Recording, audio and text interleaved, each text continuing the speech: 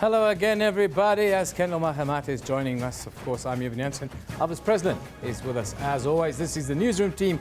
Very good morning to you from our studios. Live broadcast here out of Auckland Park in Johannesburg. Now, today we'll focus on the proposed bill to combat hate crimes and hate speech, which would, well, criminalize all acts of hate speech. So our question of the day, we ask you, should you go to jail for hate speech? Yeah. In South Africa. Of course, we've had many high-profile cases over the last couple of years, Elvis. Very interesting one. People can send us their tweets at SABC Newsroom. But we're also running a poll with what's been going on the last couple of days. NPA head yesterday. We all know the story, right? There's calls for the National Prosecuting Head, Shaun Abrahams, to step down.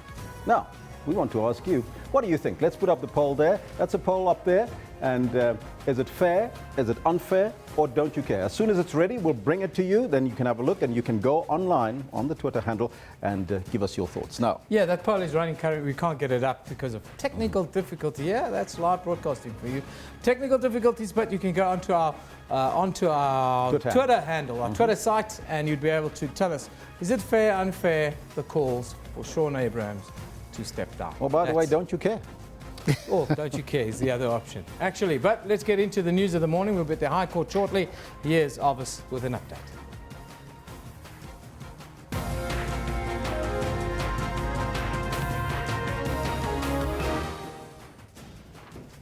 President Jacob Zuma has indicated that he will request the postponement in his interdict to delay the publication of the former public protector Thuli Madonsela's report that will be heard in the Pretoria High Court this morning. We'll go there live shortly. You have to stay tuned.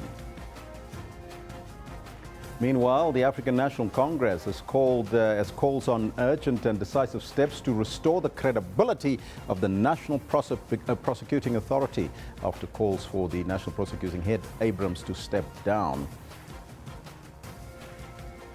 And Gauteng, Limpopo and Mpumalanga gets a heat wave relief, while the Free State and the Northwest continue to experience extreme hot weather conditions. Now, those are all your headlines. Now, we did tell you that we're going to get it right. The poll is up. Yeah, the poll is up. This is what we're asking people, Elvis. Calls for NPA head Shaun Abrahams to resign. Yes, there have been many from all over. The options we put up for you is, was it fair? Was it unfair? Or don't you care? 72. Quite a few people don't care. 72% says it's fair. Well, 18% says I don't care at all. And this is out of 128 votes. Now there the numbers have just shifted, 71, 10 and 19 people. 90% of people says, I don't care. That's very interesting. So that's our poll. Go and vote. It gives us a sort of genuine look as to what the sense is of you, our viewers. But let's go to Elvis on the news desk for more news. Yeah, before we go to me with the news, let's go to Kendall Makamate with the sports news. Very good morning to you. Sorry, I forgot about you there. You know, it's actually quite surprising. Knowing full well we're talking about Orlando Pirates this morning, even shame on you. Yes, what can we do? But please feel free. No, thank you very much. Good morning to you. I'll tell you what a lot of people do care about is exactly what Orlando Pirates are going to be up to tonight. Good morning to you. This is what we have to you in the sports. Orlando Pirates, one of the only two unbeaten teams in the league so far, face a tough Super Sports United in the Absa Premiership tonight. To it goes! I don't know. Every manager, every trainer has his plans about what you have to do to win, to beat the opponents. We know them. I think they know us. In Europe, a desperate Pep Guardiola is puzzling on how to concoct the mixture for Manchester City to defeat his former side, Barcelona, in the UEFA Champions League. We really want to look into the future and make it into a global domestic competition. And Cricket South Africa gears up for a revamp of the popular T20 tournament from next year onwards. All this and more I've got for you later on the sports bulletin about 10:40 or so. But for now, it is back to Elvis, who's got the news. Thank you, Kendall. Top story this morning. There's heavy security outside the High Court in Pretoria this morning. This comes ahead of the President Jacob Zuma's application to stop the release of the Public Protector's report on the so-called state capture in less than an hour. Now, lawyers for the President are expected to apply for a postponement in the matter after some cabinet ministers and several political parties joined the fray Our reporter Tumahole Mhlali is inside the High Court in Pretoria to give us the latest. Tumahole, a very good morning to you and welcome. Can you sketch us a picture as to what is currently happening there?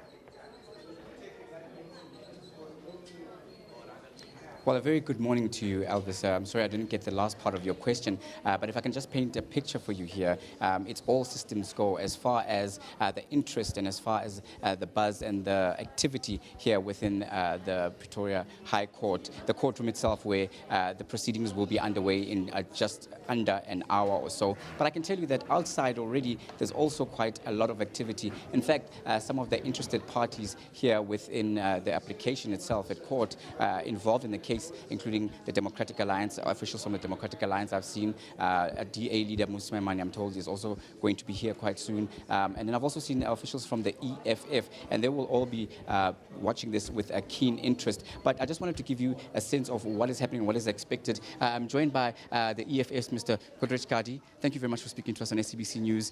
We are back here again in court. What is the expectation, and what would the EFF like to see?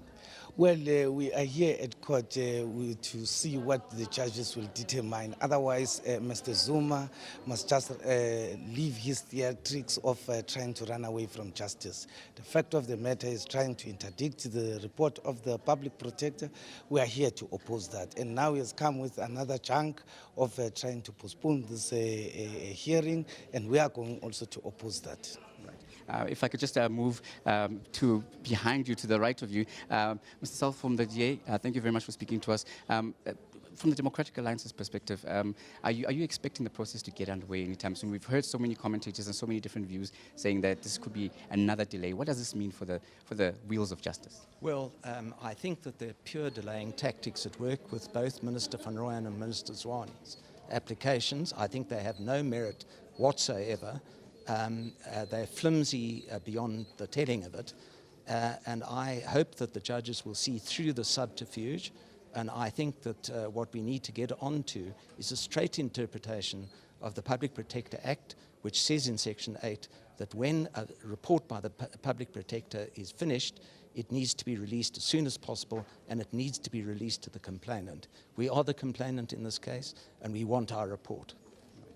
So if we get another postponement from the EFF side and from the DA, where do we turn to when it seems as if the court processes, legal processes are being used to try and delay or stall the release of this much anticipated Public Protector's report? Well, we will be looking forward to the judiciary and how they handle this matter, and should they decide otherwise, we will be bound by the judiciary. We respect the judiciary. The judiciary is not captured. We trust and believe in its wisdom. However, we hold a view that there won't be any postponement. We keep our fingers crossed, and we are waiting for the hearing to start. Okay. And from the Democratic Alliance side? Yes, we agree. If in the very, very unlikely event that there is a postponement granted, we would obviously take that matter on appeal, because we do believe that the law on this matter is very clear and that we have a very substantial and compelling case.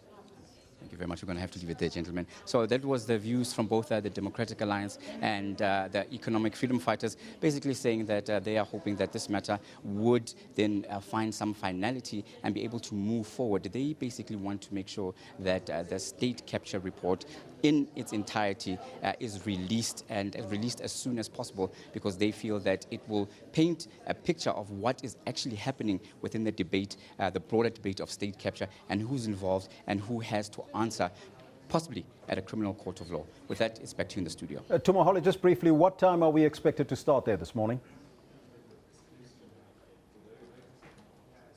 Well, it looks like Tumahole can't hear me there, but we'll go there live as soon as we get the link to the High Court in Pretoria with that very important case happening there. So you have to stay tuned right here on Channel 404. This is your favorite station, your favorite channel, Newsroom.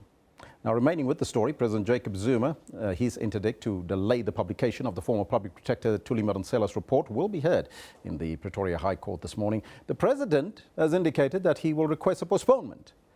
Mineral Resources Minister Mosa Zwane announced yesterday that he was joining the application against the release of the report. Let's take a look.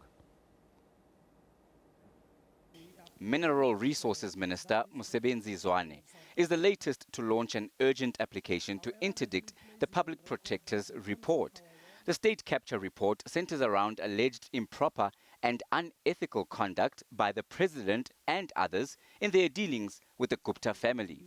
Zwane says he had no option but to become involved, as he was not afforded an opportunity to answer allegations leveled against him. Meanwhile, Cooperative Governance and Traditional Affairs Minister Des van Rooyen has also renewed his bid to block the report's release. Earlier this month, Van Rooyen withdrew an initial urgent application to interdict the release of the state capture report. Now Van Rooyen is approaching the courts to halt its release. Members of opposition political parties and civil society are also expected to converge at the court precinct. The Congress of the People, the Democratic Alliance and the Economic Freedom Fighters are also planning to make their own submissions detailing why the report should be made public. Dumalo Mutlaudi, SABC News, Johannesburg.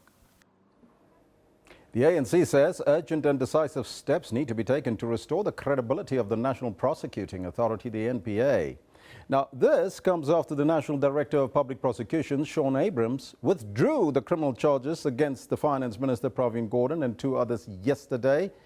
ANC spokesperson Zizi Kodwa says that Abrahams should not be the only one making high-profile decisions at the National Prosecuting Authority.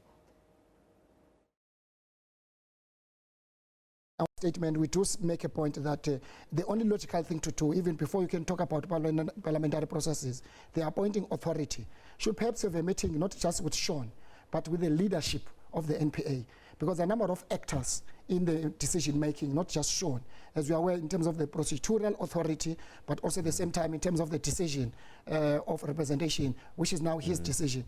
We think that the appointing authority should have not just to reverse what has happened, but to protect the integrity of the institution and its independence, because it must never doubt the independence of that institution. It's quite important for our democracy to make sure that we defend that institution. Well, we're also running a poll, of course, today to look at that particular story. We want to find out from you. Whether you care about this particular issue, whether it is unfair, whether it is fair on Shaun Abrahams to step down, because there's a number of calls from civil society and even political parties that says that Shaun Abrahams should step down. Now, let's see. Let me see if the poll is up. There we go. Calls for the NPA head Shaun Abrahams to step down and resign. Well, so far, 167 votes, 72% of you saying it is fair. 8% says it is unfair. 20% of you says, I don't care. Well, 20% is a huge number for people to not care about the National Prosecuting Authority, which is a very important body in this country. Let's move on to other stories now. There's slight relief in some parts of South Africa after the heat wave ended here in Gauteng, Limpopo and Mpumalanga yesterday. Well, it's still continuing, I think, today a little bit. The extreme hot weather conditions, however, are continuing in the Free State and the Northwest. The South African Weather Service says that extremely high temperatures have seen a number of areas run out of water. Weather forecasters say such extreme weather is not unusual at this time of the year. That's the news for now. Remember that you can engage with us on the Twitter handle as well as on the Facebook page. But we're also asking you a question. Let's take a look at that question. It all relates to hate speech. And the question right on your screen there: should you go to jail for hate speech? That's the question we pose to you. A very important question, and a number of people that we're going to talk to today to give us some clarity in terms of the new hate speech bill. Over to Eben to start that conversation. Yeah, Elvis, very good morning to you at home, at the office, wherever you are. If you've just joined us. Last week, the Justice Minister, Michael Masuta, announced that a proposed bill to combat hate crimes and hate speech has been opened for public debate and consultation. Now, during this media briefing, Masuta said the Prevention and Combating of Hate Crimes and Hate Speech bill would criminalize acts of hate speech. The bill was drafted after a thorough study of similar legislation in Kenya, Canada and Australia. Now, to talk to us about the bill, we are joined in studio this morning by the Managing Director of Diversity, Terry Oakley-Smith. Terry, very good morning to you. Thanks for joining us. Thank you, Eben. Good morning. Now, Terry, just give me your view quickly on the Prevention and Combating of Hate Crimes and Hate Speech bill. I think it's long overdue, Eben. I mean, racism continues to be prevalent, we continue to see it in many manifestations in South Africa. And I think that the bill is not sufficient, but it certainly is necessary. But the bill needs to be supported by a lot of education, by increasing communication around what hate speech is, what hate crimes are. And I think particularly in terms of racism, when we've seen the incidents of racism, even last week there was an incident at Nelspruit Golf Course where a young black man was assaulted by 3 or 4 white men. Yeah. And this is happening all the time and every day. So yes, certainly I fully support this bill. And as I said, I think it's very necessary, though not enough. You mentioned racism. Of course, that's one of the big big factors in South Africa. But we also, of course, got crimes against the LGBTQI community and a whole host of other stuff. Yes. Do we have a bigotry problem generally in South Africa? I think we definitely have a bigotry problem. I mean, I think you've mentioned the LGBTI community. People with disabilities also experience bigotry. People who are bigger size than other people. I mean, it just seems that in South Africa, we have this tendency to look for the difference. And that difference somehow brings out unpleasant characteristics in ourselves. And that's why there's so much need for education around what this bill is about and what can be done. How are we going to educate the judiciary, for example, who have to prosecute this bill? Do we hate everything and anything that's different to us? Or have we been brought up to do that? You know, your question reminds me of that famous remark by Nelson Mandela when he said that that we are easier, we find it easier to love than to hate. But somehow we are taught to hate. But I don't think it's everything and I don't think it's everybody. But I do think in South Africa we have a responsibility, and we as white people, if I can say so, have a responsibility to acknowledge our privilege and to also come out in support of this bill. I think that's extremely important.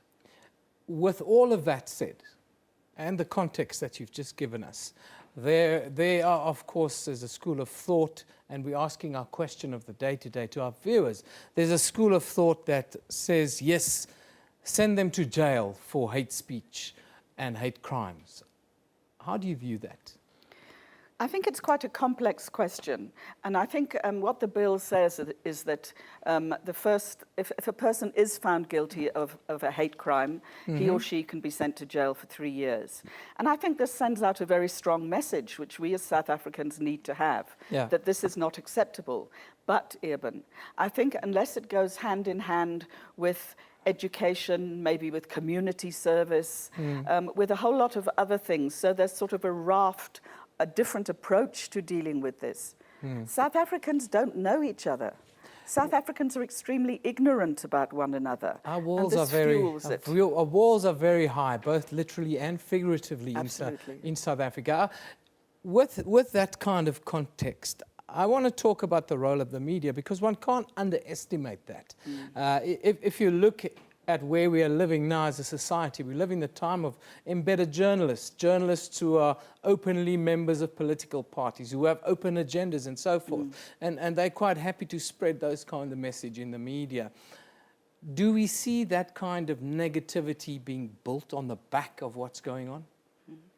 I think personally the media has a very, very important role to play in educating and communicating around such prejudice and bigotry, as you called it.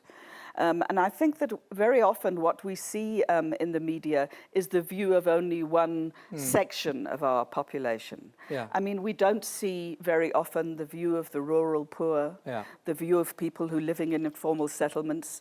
We very much get a middle class view of things. And I think that that's something that needs to change. I think the media could play a huge role in dealing with issues of race and gender. I mean, I see this morning, I've seen 3 presenters on the program, all men. We've got 3 women on the other show, so we kind of balance each other out. That's a relief. But I think that, you know, we need to start having programs that specifically target the diversity of South Africa. I mean, I've been working in this area with my business for 22 years.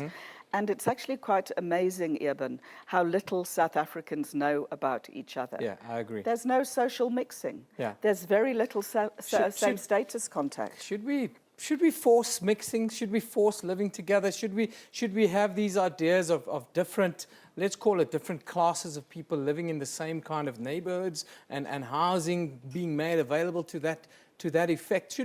Should we force this kind of behavior going forward? And is that a way to overcome this bigotry problem that we have? You know, I don't think it's the only way, but I think the apartheid geography is alive and well. And, you know, it's very difficult to find suburbs where people are mixing. And I think that even schools, there needs to be more effort to introduce children of the working class into middle class schools and so on. So I think this is one approach. But of course we have numerous problems in South Africa, racism being one of them, or hate speech, hate crimes being one of them. But until we actually eradicate the underlying issues of huge inequality, then it's going to be difficult to deal with. You can't deal with racism in isolation. That obviously is the key, is in overcoming the inequality problem that we have. Terry, we've run out of time. Thank you very much for joining us. It's actually Teresa Oakley-Smith, but thank you for joining us. Terry, lovely to have you with us here in the Newsroom studio. Let's go over to Alvis now to put us in the picture. What's happening on social media right now? What are you tweeting about? What are you saying? Let's have a look. Well, let's take a look at what's happening on social media. We start with the NPA head. There he is. Hashtag Shaun Abrahams was received a lot of criticism on Twitter for dropping the fraud charges against the Finance Minister, Pravin Gordhan, and 2 other senior SARS officials. Now, this meme caption says, Shaun Abrahams dropped charges against Pravin Gordhan. I'm watching the South African Rand like. Well, there you have it. And then in Zimbabwe, Cecil the Lion's brother, now let's see if we can get that one up, hashtag Jericho, he died. The caption of this image says, we bid a sad farewell to Jericho, a beloved lion of Hungwe in Zimbabwe who has joined his coalition partner, Cecil the Lion. Now, he will be missed, they say, on that one. Now, today is the 1st of November, and as you know, as some might know, it's All Saints' Day today. It's a Catholic festival, also celebrated by other Christians from around other denominations, and it's a day of prayer to honor of all the saints. Now, this image is captioned, like the saints, let's always keep our feet on the ground, our heart on the cross, and our mind in heaven. Blessed all the saints everywhere. I'll let the saints. There you go. Then we go to the next one. It's also Movember, so grow that mo, it says, if you so wish, and donate money or your time towards men's mental health. Now, here's an image of all the kinds of mustaches that you can grow. And then this tweet comes from Z, who says, welcome to Movember, aka No Shave November. Enjoy flaunting your facial hair and gathering likes, but don't forget the cause behind it. Well, there you have it. These are some of the comments, some of the social media trends. But yesterday we asked you a question.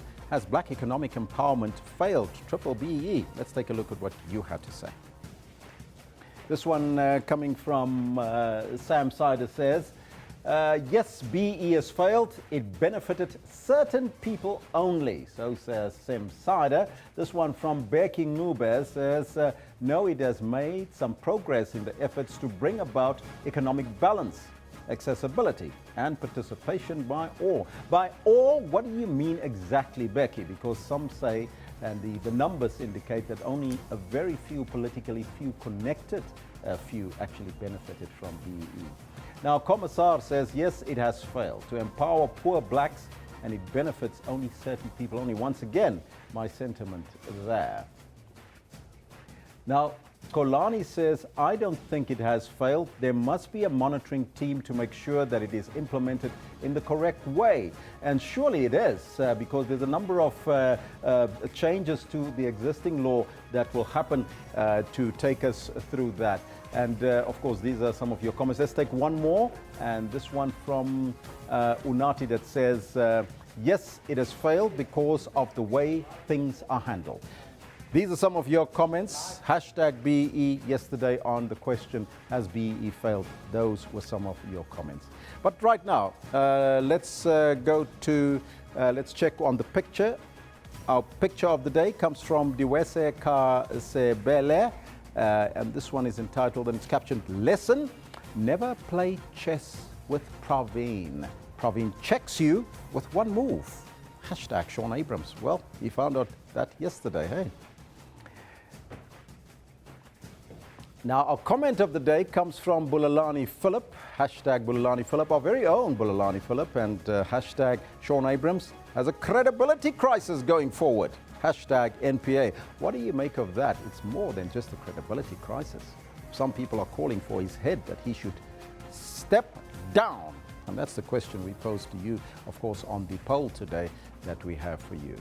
But let's take a look at what is happening in the courts today. We start off in Pretoria, where President Jacob Zuma's application to stop the release of the Public Protector's report on the so-called state capture is set to start in the High Court minutes from now.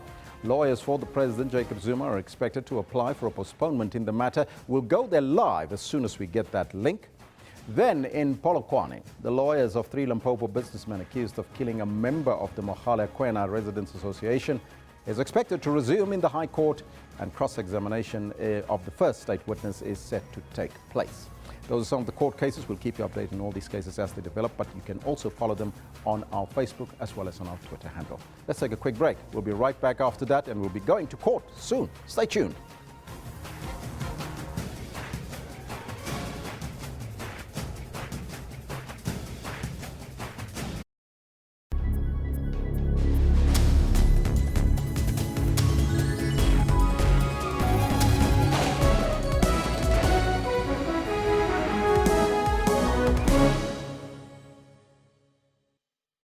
The proceedings of the Fees Commission has once again been disrupted. We as a university do not feel that fee-free higher education currently is feasible. It's a Mickey Mouse Commission. During in the commission, student grievances we're not a part of the commission in the program.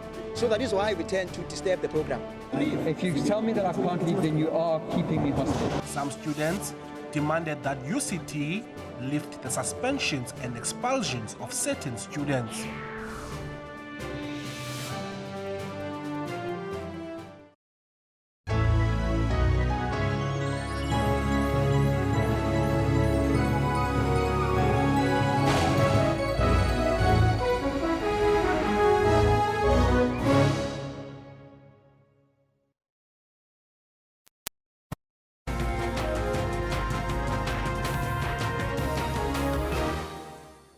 Welcome back. You're with Newsroom here on SABC News. While we're counting down to go to court, the High Court that is in Pretoria, to listen to the state capture, well, the state capture hearing it's called now.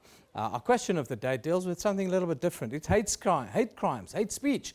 And we're asking you, should you go to jail in South Africa for hate speech? Of course, we've seen many high-profile cases or cases before the courts on social media and the like. Now, a group of South African comedians, though, they've expressed concerns about the proposed hate speech bill, saying the bill will infringe on their rights to artistic expression.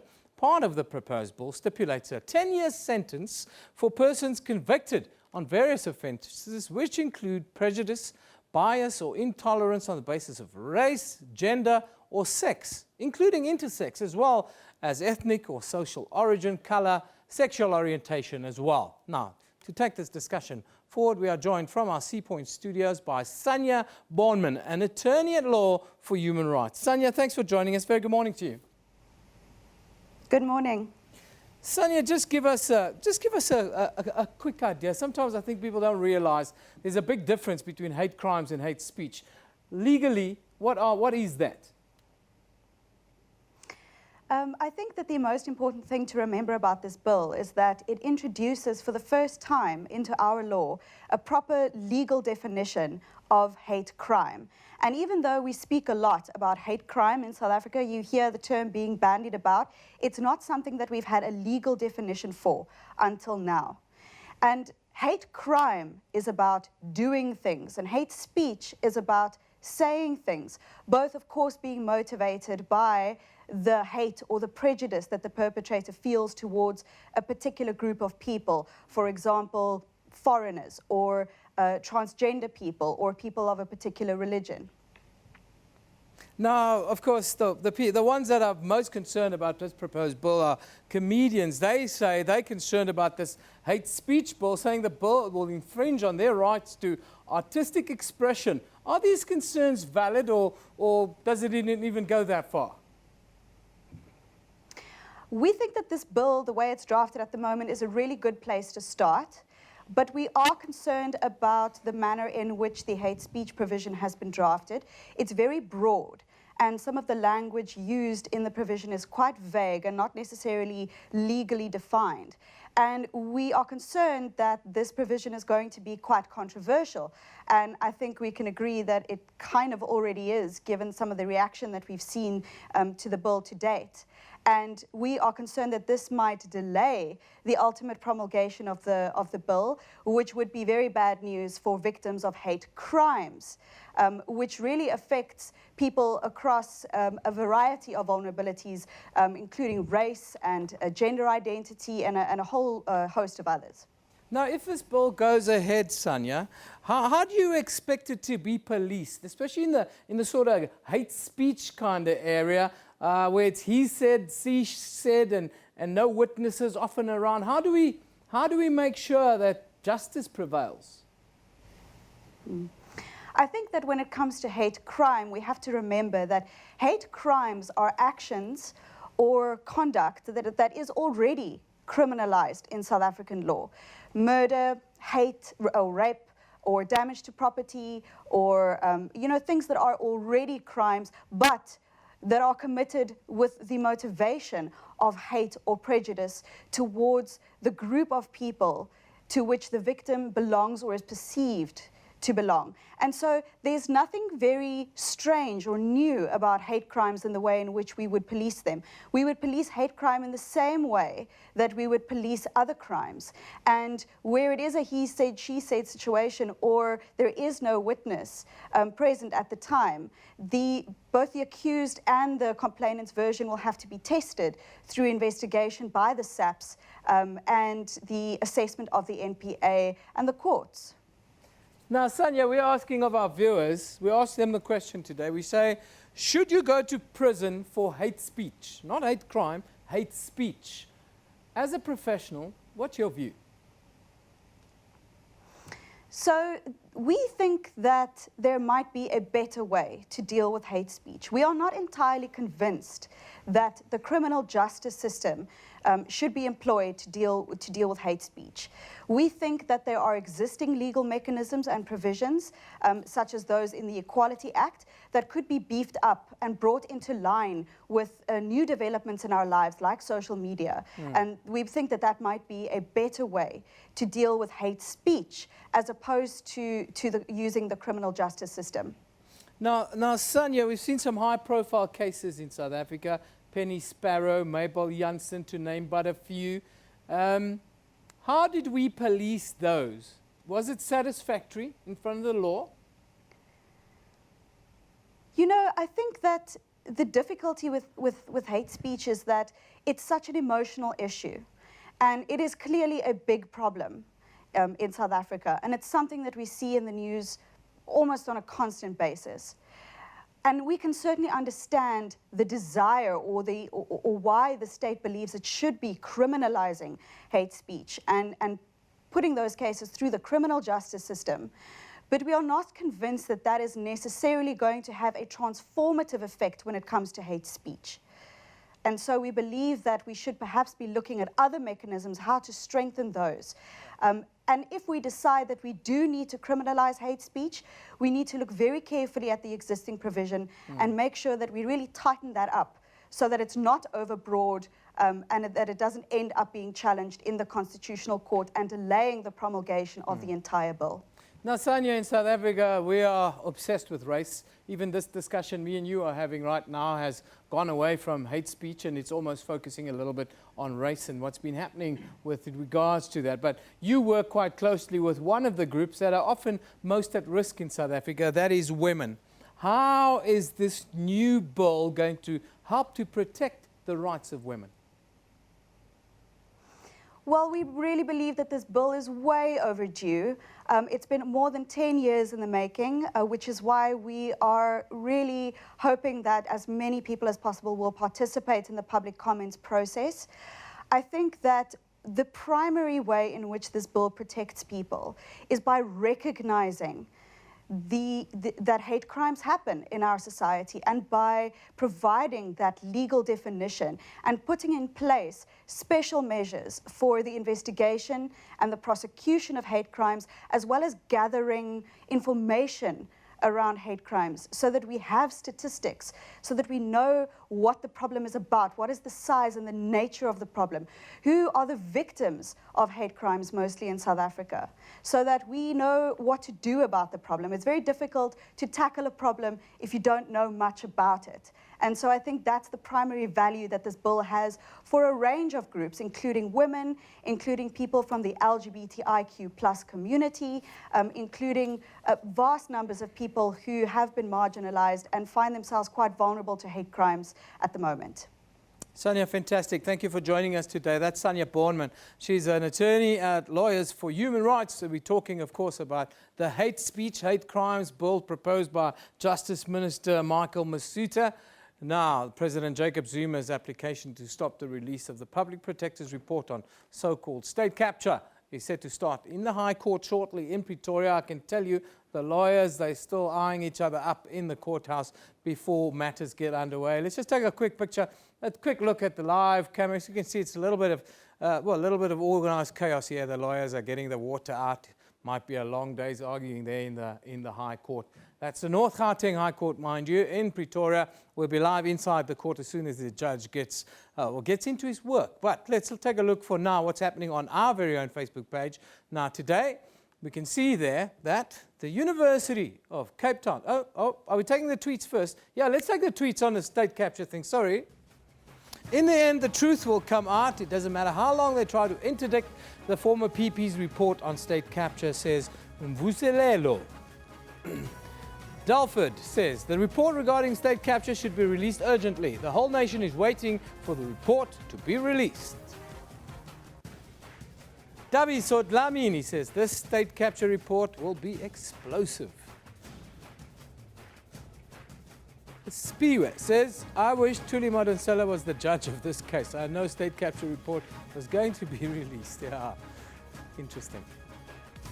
The next one. What time does this showdown begin? I want to witness this spectacle firsthand. Stay on this very channel. It will get underway shortly.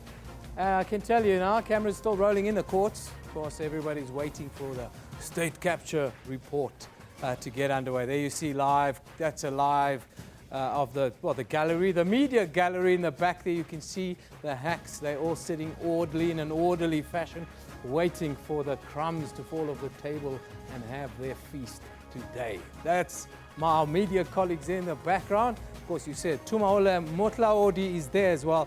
Aldrin St. Pierre will join him a bit later and give us an update. Hopefully at around 10 o'clock. If there is a postponement, it will be quite quick. So now we can go to our Facebook page. And of course, today we'll see there that the University of Cape Town's application to permanently remove a statue of Cecil John Rose has been approved. The application was tabled before the Heritage Western Cape's Landscape Committee following a heritage statement and public consultation. Then we also see division in Africa's position in relation to the International Criminal Court became clear during a debate of the court's annual report in the United Nations General Assembly. Finally, ZANU-PF youths who illegally settled on land belonging to 4 housing cooperatives in Warren Park in Harare are defying a High Court order interdicting them from erecting structures at the site. It's at South Pole, Westwood, Warren Hills and Walk in Spirit housing cooperatives were allocated 206 stands on the land in question in February of 2010 and were in the process of servicing these stands. All of that and more on our Facebook page. You can also go to sabc.co.za/news for the latest updates on all the stories in the news. Let's go to the front pages now from around the globe. There's a lot going on in the world. We'll start in Iran. The Tehran Times reports that the Iranian Foreign Ministry spokesperson Bahram Khasami yesterday offered congratulations to Michel Aoun and the Lebanese nation over his election as the new president of this Arab country. Then, in the United Kingdom, The Guardian says Russia poses an increasing threat to the stability of the UK and is using all the sophisticated tools at its disposal to achieve its aims. That's according to the Director General of the MI5 in an exclusive interview to The Guardian. Finally, in New York, The Times there reports that, well, Donald Trump proudly acknowledges he did not pay a dime in federal income taxes for years and years on end. What a wonderful human being, this guy, Donald Trump. I hope the world is rid of him by next week. Let's take a break now. We'll be back with the state capture hearings at the High Court shortly.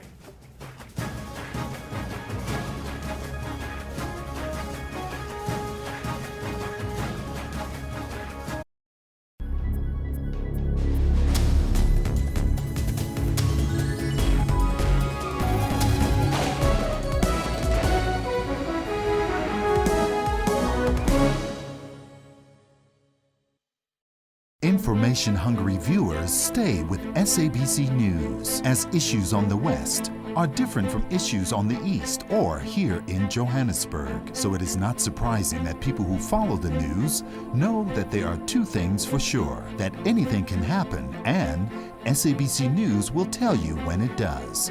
Because we keep the nation fully informed. We are SABC News.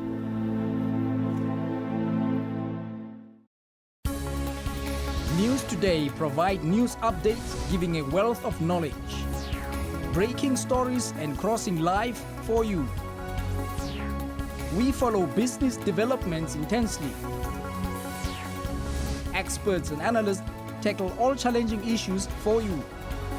We cover stories locally and abroad to keep you informed. We cover all sporting codes just for you. We are sure to give you weather to be ready for the day. Stay tuned to News Today at 3 p.m. from Monday to Friday on SABC News.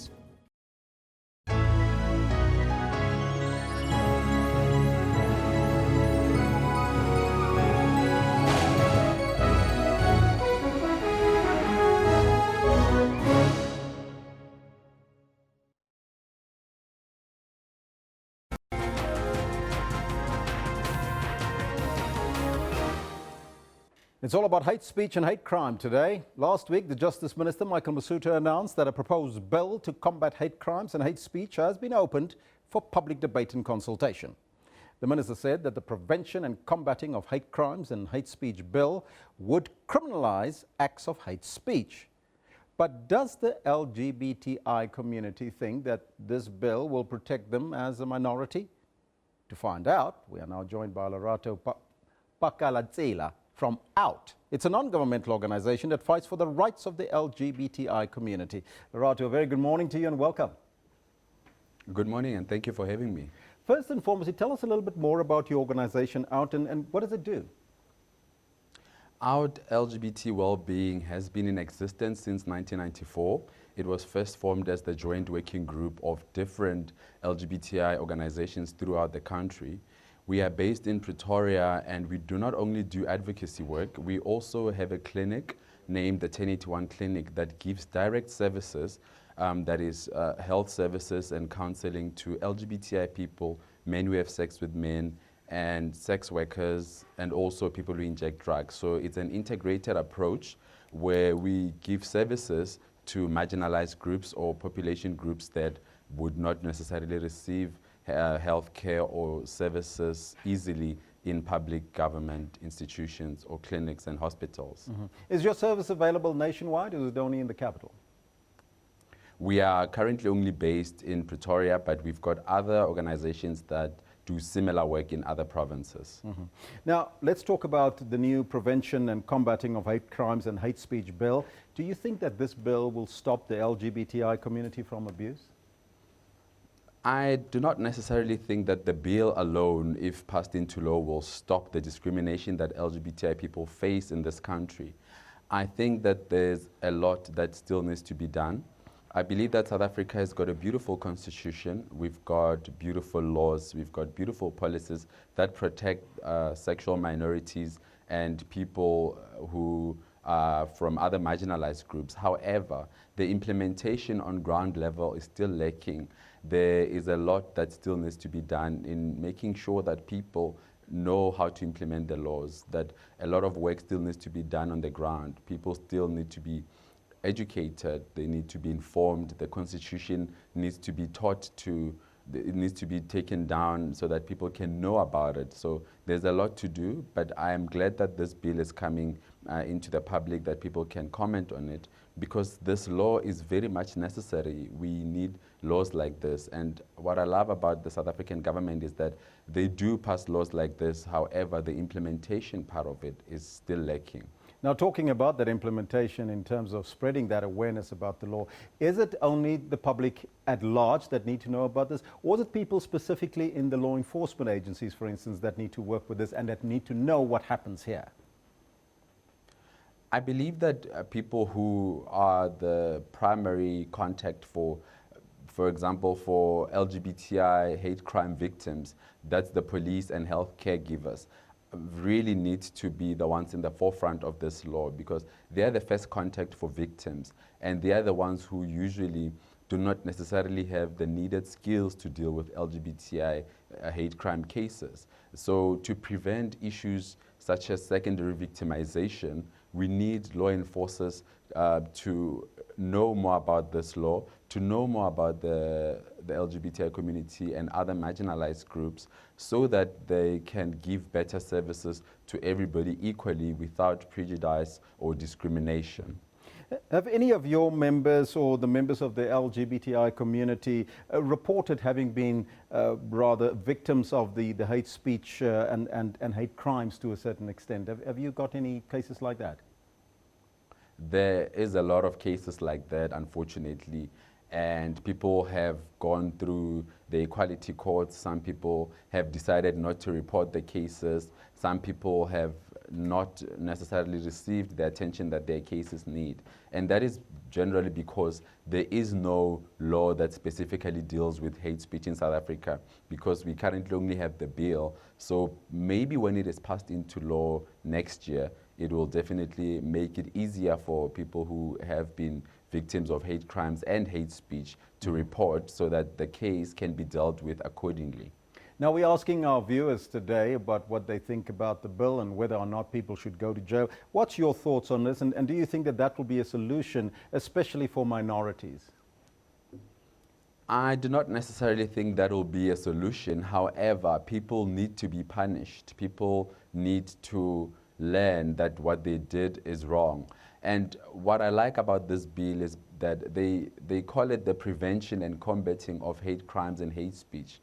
So I think that it will not only it will not only combat the hate crimes and hate speech incidents that have already occurred, but it will also create platforms for government and NGOs and the private sector to work together in preventing LGBTI cases that deal with hate crimes and hate speech. So I believe that this law is very much important, because it will also create awareness, because South Africa is generally a homophobic nation, according to a lot of research studies that have been done. And we really need to work on the prevention instead of the combating. So we need to work more on the prevention of hate crimes and hate speech incidents against the LGBTI community. So this will create the awareness, and it will definitely help us with dealing with changing perceptions and attitudes of most of the South Africans that are homophobic. Now, for the lesbian, gay and bisexual community and as out, will you make representations, because the bill is now open for public comment? Absolutely. We are looking at the bill. We've gone through some of it, and we've already engaged the Department of Justice and Constitutional Development in a meeting we had with them yesterday. So we already had a few pointers that we shared with them regarding the bill.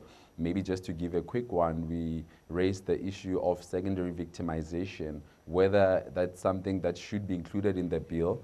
or if it should not be part of the law. So we are definitely engaging them, and we're encouraging everyone who is in the LGBTI community. It does not necessarily have to be someone who is in an NGO. It can be any ordinary member of the LGBTI community who can look at this bill and give their comments before the 1st of December. Lerato, I thank you so much for your time and joining us in our Pretoria studio. Thank you so much for having me. That was Lerato Pakalatsila from OUT. It's a non-governmental organization that fights for the rights of the LGBTI community, talking to us about the hate speech bill. Now, let's take a look at some of the comments. An expected heat wave was set to take place throughout this week, although today's bit of rain will hopefully give us some relief. Let's now take a look at what you have to say. This one from Kemi Benjamin says, "Love how Mother Nature is taunting us with these clouds. Hashtag heat wave, hashtag Joburg." This one coming from Uralai. "The heat wave has slowed down my work considerably. Hopefully today I can catch up a bit." Well, it's still going to be a little bit hot, but a little bit of release there from the heat today, a little bit of drizzle. 18 degrees with light drizzle. Can all my work days be this beautiful in this heat wave? Depending on where you are, IG. Auntie Sky says, "The way I could actually spend my day in this hospital, the heat wave won't even have a chance at me." Well, spend my day in hospital. Mark Arndt says, "Looks set for some much needed thunderstorms starting today and continuing for the foreseeable future. Hashtag heat wave." Well, these are some of your comments on the heat wave. It's hot out there, and it's even getting hotter somewhere else. Eben.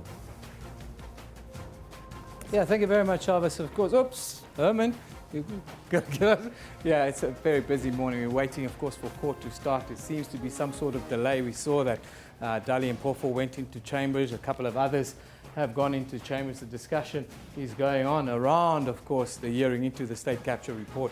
But let's go to Patricia Fasachi, who is in the capital at a march. Very good morning to you, Patricia. Just give us a quick overview of what's happening there. Good morning, Eben, and of course to our viewers. Certainly a lot of activity that's taking place here at the North Gauteng High Court.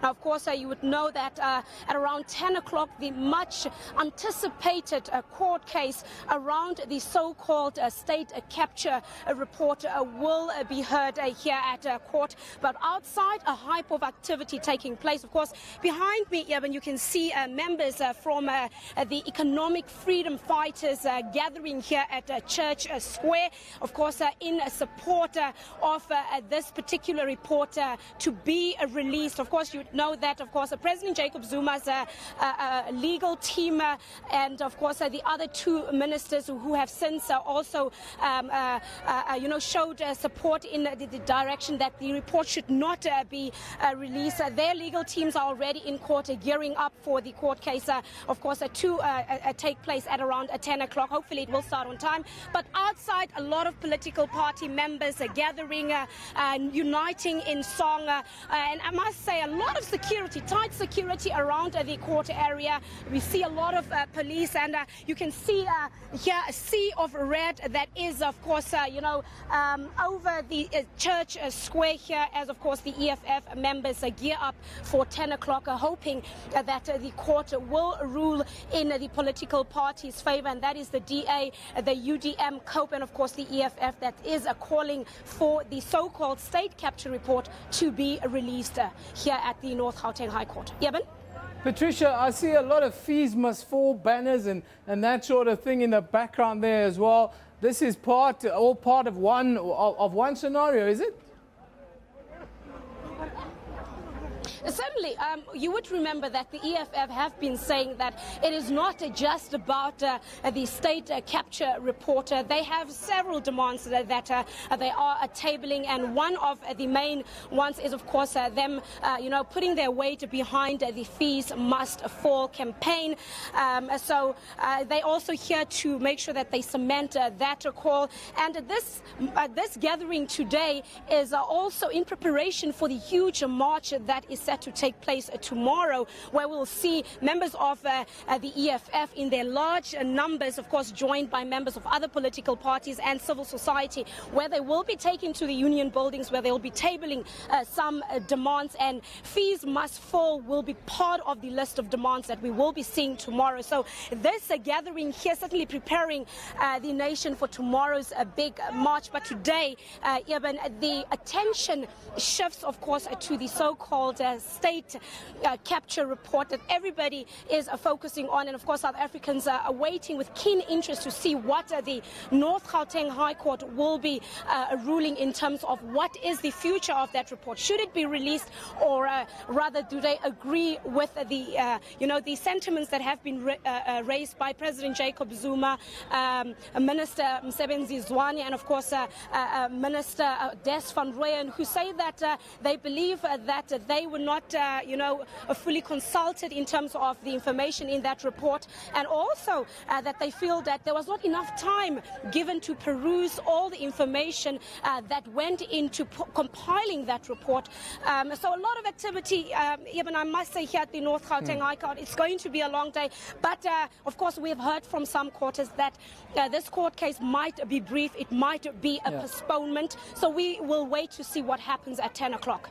Patricia, just hang on. I'm just looking with you at the live pictures coming in from the courthouse. Now, it's been a long wait. It's been about, more than 50 minutes now that journalists and, of course, legal practitioners have been waiting in court for this matter to get underway. Dali Mpofu has been in chambers with the judge. I'm sure that they're busy trying to strike a deal. But coming back to what you're doing, we've got live pictures in the court now. I just want to come back to your protest and the march that will follow. What will be the kind of process that this march will follow next?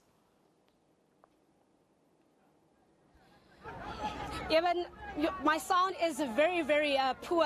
I can't hear a word you're saying. I'm really sorry about that.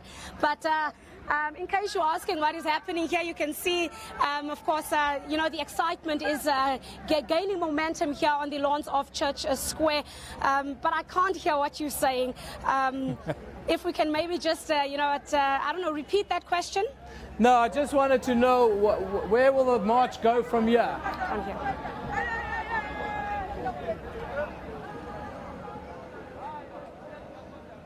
Unfortunately, we've got too much noise there, Patricia. Sorry, my dear, we've just lost her. But we still got Kendall, yeah? Now, while we're waiting, now it seems as if matters are being delayed a little bit. As we're waiting for the state capture hearing to get underway in the North Gauteng High Court, I just want to talk to Kendall quickly, because Kendall, there's a whole lot of other stuff happening. South Africa is set to revamp the entire T20 structures here in South Africa. What's going to happen? Well, the whole point is a lot of people are saying, look, it's being revamped to look similar to what's happening overseas in India, as well as what's happening in Australia, the Big Bash, the IPL, and so on and so forth. But a lot of people are asking, is it because of the match-fixing scandal that T20 has lost its naming sponsor, and that's why they're revamping the competition? I know that there's been other news that have come out around it, and I believe you've got an inside story on that. Yeah, I do. You say there's no more RAM delivery of the day. Yeah. Well, there isn't. I have it on good authority that Harun Lorgat left the country along with one or two other officials from Cricket South Africa. They're en route to Singapore this morning. Singapore? Yes, they're having discussions with other officials from other nations, I think India included, around the shape of a new tournament. Around the availability of international names and international stars, and they will, upon their return, make an announcement as to what this new tournament will look like, what the guise or the form that it will take in the next couple of years. Of course, this year is the very last year that this tournament will take place. It used to be the Ram Slam. Now it's the no-name T20 challenge, which in itself is interesting, because the team that wins this year, they get to keep the trophy, because it'll be the last T20 tournament per se. And then from next year, we're going to get a brand new thing, but we're expecting a lot of news on it. So from what you're saying, then the likes of Kevin Peterson, who's signing for the Dolphins for the second year running, the likes of AB de Villiers, Kagiso Rabada, those big marquee names that we've got in South African cricket will be made available, hopefully, in the international window that the T20 will be getting played under. Yeah, absolutely. It'll be great for South Africa, and hopefully we'll be able to get more big names. Of course, this year already we've got Kevin Peterson and a couple of other world stars coming in. Oh, very good. Looking forward to that. Well, that's the sports focus for today. T20 cricket in South Africa is going to undergo a massive change. But we're waiting for the state capture hearings to get underway in the North Gauteng High Court. It's almost 10 a.m. Hopefully it'll get underway shortly, but let's take a quick break.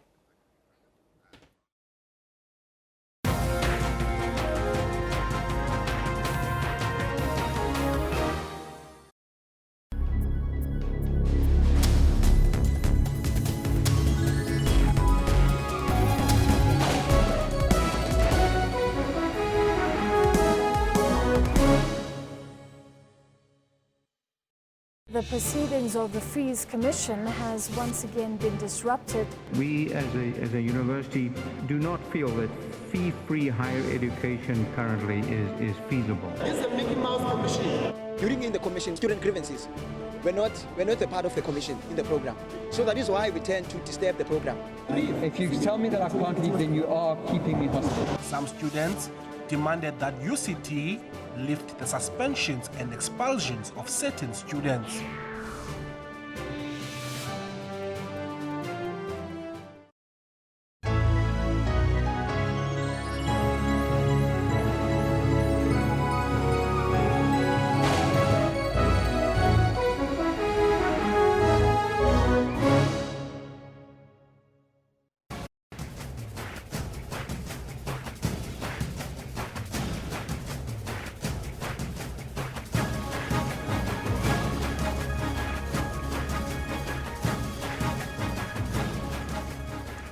Hello again, everybody. It's just gone 10:01 actually.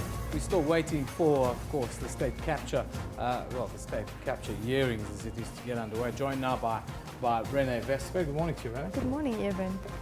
Yes, of course, a little bit in the first hour we looked at, this new bill that's, to combat hate crimes and hate speech. And we asked you the question of the day we ask you on screen, should you go to prison for hate speech? That's the question we asked you. Let's take a look at some of your tweets that you've been sending in to us during live time while we've been busy this morning. Renee?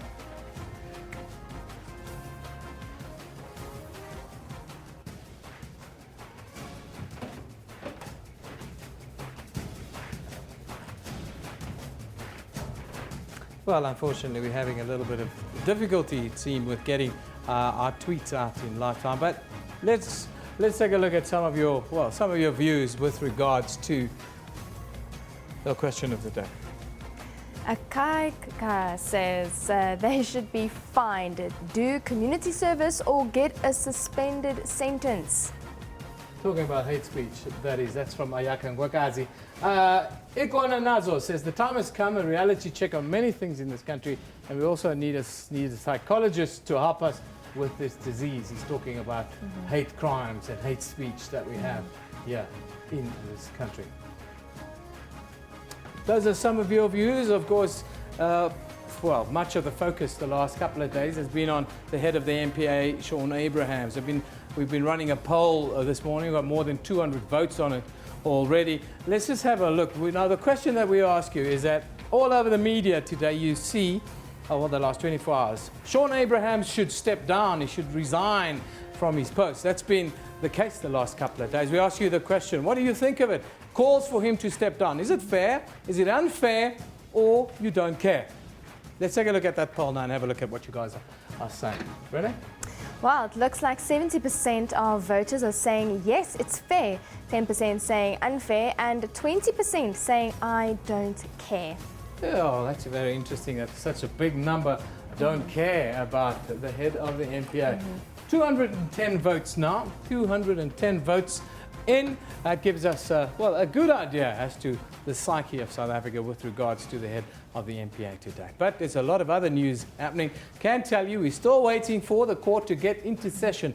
It's now almost an hour late. But we'll continue with our normal programming. Renee will give us some of the news. There you have this is the scene in the courthouse right now. Tumahole has just gone out of the court because he's got to give us an update. It's either Tumahole or Aldrin. As you can see, James Self is there. there's a whole host of journalists. But Tumole is there now. Actually, let's just go straight there, Rene. Tume, a very good morning to you. Just give us a quick idea. Why is there such a long delay this morning?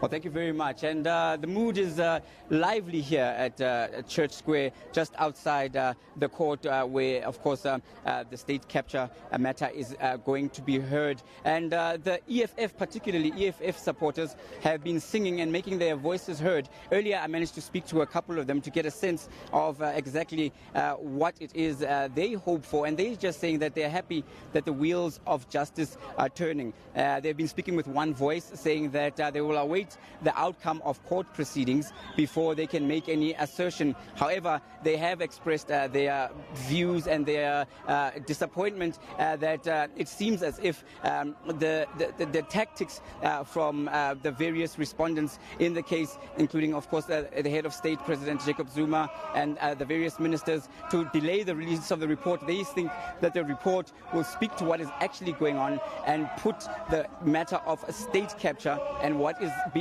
going on to rest. So, of course, now what we're waiting for is the court proceedings to kick in.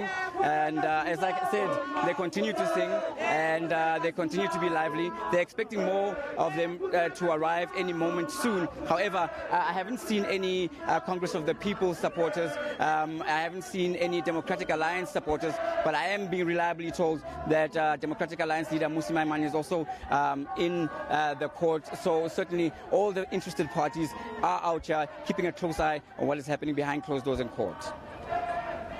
Tumahole, we also have a view. We also have live cameras in the court. I know that you're outside now and you can't see it, but there's a lot of there are a lot of political parties that have come. We've got James Salfi that we saw there.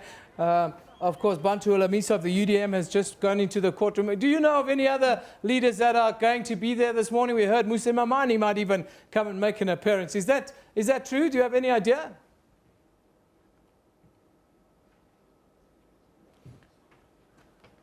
Okay, unfortunately, we've just lost the link there with Tumole Mutlaudi. He's outside the courthouse. As you can see, of course, there is a protest underway outside the North Gauteng High Court, actually just across the road from there. There's a slight delay. There's discussions in chambers right now. Are they going to come out and just tell us about this postponement? That, of course, is what the hearing is all about this morning. But let's carry on with the show. While we wait, Rene is going to give us more detail.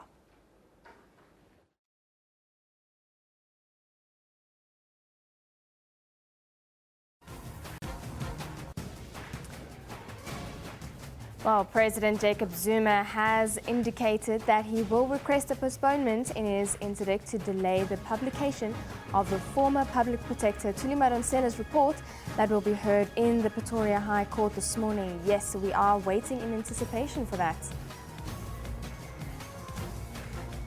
And ANC calls on urgent and decisive steps to restore the credibility of the National Prosecuting Authority. And Gauteng, Limpopo and Mpumalanga get a heatwave relief, while Free State and the Northwest continue to experience extreme hot weather conditions. Well, before we get into that news, let's find out from Kendall what's happening in the sports. Rene, good morning. Thanks very much. There's a lot happening on the news. We're all waiting for court, but while that happens, let's bring you some sporting news and see what's happening in the headlines. Good morning to you. This is what we have for you in the sports today. Orlando Pirates, one of the only two unbeaten teams in the league so far, face a tough Super Sports United in the Absa Premiership tonight. I don't know. Every manager, every trainer has his plans about what we have to do to win, to beat the opponents. We know them. I think they know us. And in Europe, a desperate Pep Guardiola is puzzling on how to concoct the mixture for Manchester City to defeat his former side, Barcelona, in the UEFA Champions League. We really want to look into the future and make it into a global domestic competition. Cricket South Africa gears up for a revamp of the popular T20 tournament from next year onwards. Now, should we have a bulletin, I'll be bringing you more detail at about 10:40 or so, but for now, it is back to Rene, who's got the news. Thank you, Kendall. President Jacob Zuma's interdict to delay the publication of the former Public Protector Thuli Madonsela's report will be heard in the Pretoria High Court shortly. Now, the President has indicated that he will request a postponement. Now, Mineral Resource Minister Mosebenzi Zwane announced yesterday that he was joining the application against the release of the report. Mineral Resources Minister Mosebenzi Zwane is the latest to launch an urgent application to interdict the Public Protector's report. The state capture report centers around alleged improper and unethical conduct by the President and others in their dealings with the Gupta family. Zwane says he had no option but to become involved, as he was not afforded an opportunity to answer allegations leveled against him. Meanwhile, Cooperative Governance and Traditional Affairs Minister Des van Rooyen has also renewed his bid to block the report's release. Earlier this month, Van Rooyen withdrew an initial urgent application to interdict the release of the state capture report. Now Van Rooyen is approaching the courts to halt its release. Members of opposition political parties and civil society are also expected to converge at the court precinct. The Congress of the People, the Democratic Alliance and the Economic Freedom Fighters are also planning to make their own submissions detailing why the report should be made public. Dumalo Mutlaudi, SABC News, Johannesburg. The ANC says urgent and decisive steps need to be taken to restore the credibility of the National Prosecuting Authority. This comes after the National Director of Public Prosecutions, Shaun Abrahams, withdrew criminal charges against Finance Minister Pravin Gordhan and 2 others yesterday. ANC spokesperson Zizi Kodwa says Abrahams should not be the only one making high-profile decisions at the NPA. You will see in our statement, we do make a point that the only logical thing to do, even before you can talk about parliamentary processes, the appointing authority should perhaps have a meeting not just with Shaun, but with the leadership of the NPA, because a number of actors in the decision making, not just Shaun, as we are aware in terms of the procedural authority, but also at the same time in terms of the decision of representation, which is now his decision. We think that the appointing authority should have not just to reverse what has happened, but to protect the integrity of the institution and its independence, because it must never doubt the independence of that institution. It's quite important for our democracy to make sure that we defend that institution. The country's battered economy got a shot in the arm yesterday on the news that the NPA was dropping fraud charges against Finance Minister Pravin Gordhan and former SARS officials Opa Magashula and Ivan Pillay. The decision removed some uncertainty in terms of policy direction and implementation, and the rand soon hit a 5-week high.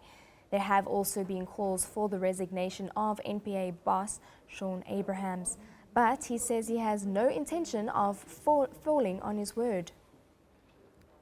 Resign? Certainly not. Certainly not. The National Director of Public Prosecutions is sticking to his guns. Shaun Abrahams insists the handling of the matter was not a blunder. He maintains that on the evidence given to the deciding prosecutors by the Hawks, Pravin Gordhan, Ivan Pillay and Opa Magashula had a case to answer. But representations from Pillay and Magashula, supported by the 2009 legal opinion by SARS Deputy Director of Law Flock Symington, proved there was no criminal intent. I'm of the view that this matter could easily have been clarified had there been proper engagement and cooperation between the Hawks and Mr. Magashula, Mr. Pillay and Minister Gordhan. In 2009, Symington advised there was no technicality stopping SARS from reappointing former Deputy Commissioner Pillay, who went on early retirement. Abrahams was furnished with the memorandum by Freedom Under Law and the Helen Suzman Foundation, which wanted him to drop the charges. Abrahams claims he was unaware of the legal advice, although it was used in Pillay's 2014 Labour case. It remains unclear whether the Hawks also missed this. I have no evidence or information before me indicative of the Hawks investigators or anybody withholding any information from the prosecutors concerned or withholding information from me. Excuse me.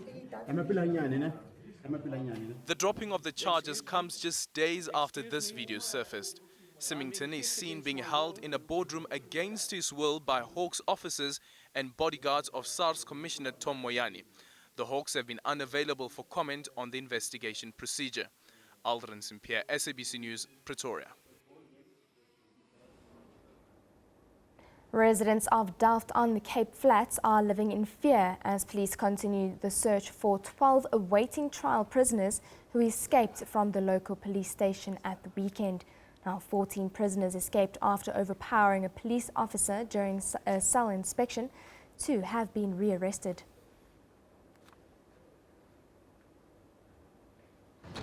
A task team has been formed following the escape of 12 awaiting trial prisoners from this police station. While police are keeping mum on the charges that the men are facing, they have warned residents not to confront them as they are dangerous. A warrant officer was doing cell visitations when he was attacked and overpowered by inmates.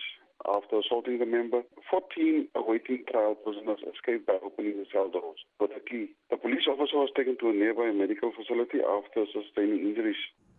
2 of the suspects have also been rearrested. Police are corrupt. They don't even come when you report a crime or when you make a case. Like 7 o'clock, you must be inside the house, and how must you let your children grow up in this environment? During the month of August, more than 20 people were killed in Delft due to gang violence. This is an area marred by crime and gangsterism. Now, with these criminals on the loose, residents living here say they fear for their lives. Nomawethu Solwandle, SABC News, Delft on the Cape Flats. Well, we're waiting for the hearing into the state capture report, a request for postponement to get underway. I can tell you, there you see a picture of Dali Mpofu. He's just come out of chamber. Him and other counsel have been in discussion with the judge in this case around how matters will proceed this morning. But our man right there is Tumaole Motlaodi. A very good morning to you once again, Tumaole. Just give us a quick idea. Why are we having this long delay this morning? Yeah, very good morning to you. I was struggling to hear the question clearly. Can you please repeat that for me again? Yeah, just Tumaole, just give us an idea. We've had a very long delay this morning. Why are we having this delay?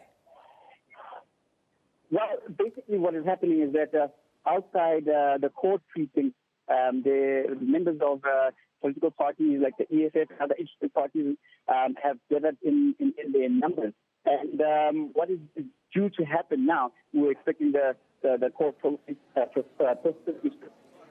round about just after 10 this morning. However, it seems as if officials just want to make sure that everything goes according to plan because there's such a heavy interest. I can tell you that the courtroom itself is absolutely packed.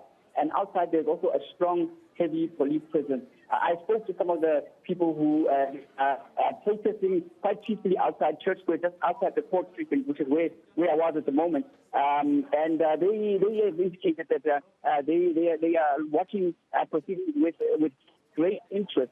And so I think what officials want to do, according to some of the officers who are here at least, is just to make sure that they secure the precinct and make sure that those who want to come and be within the area, because not everyone can get into court, can be ushered and marshaled and make sure they don't disrupt traffic and they don't disrupt anything as far as processes within the court. Well, Tumaole, we just see them rising in the courtroom now. It looks like the judge is entering the courtroom. Of course, there have been speculation that this delay could also be caused because of late applicants, Ministers Des van Rooyen and Mosebenzi Zwane. But let's go straight to the North Gauteng High Court now for today's proceedings.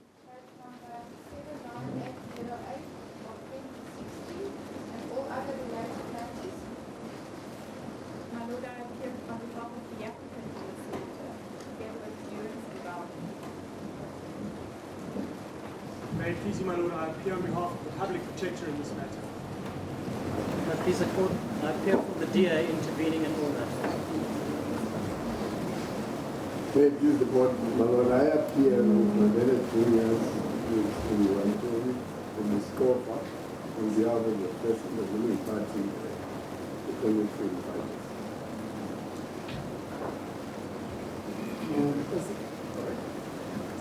As it pleases the court, the Lords, I appear for the second and third intervening party, the United Democratic Movement and Co., together with my learned colleagues, Ms. Witole and Kofa and Tau.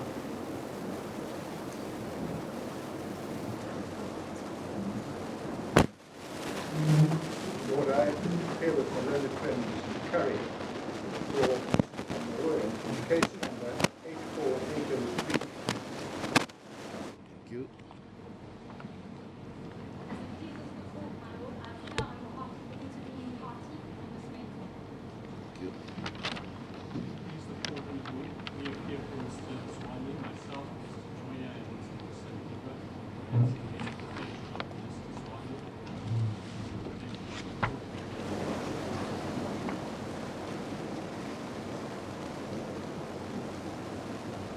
Right.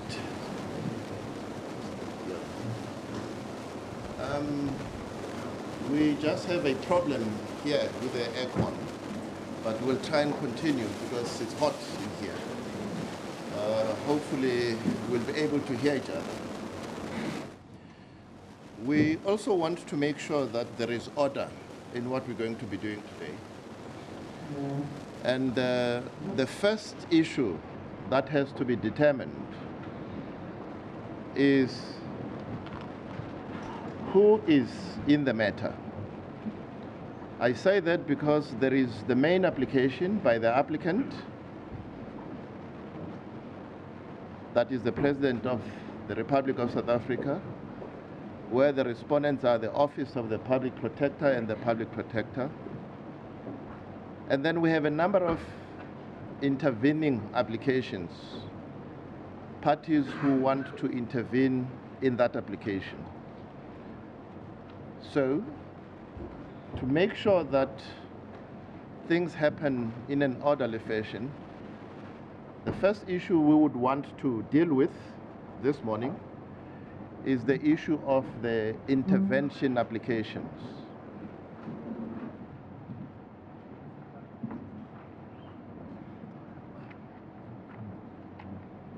My Lords, if I may, just before we start with that issue, the Lordships will remember that there was an issue in Chambers about the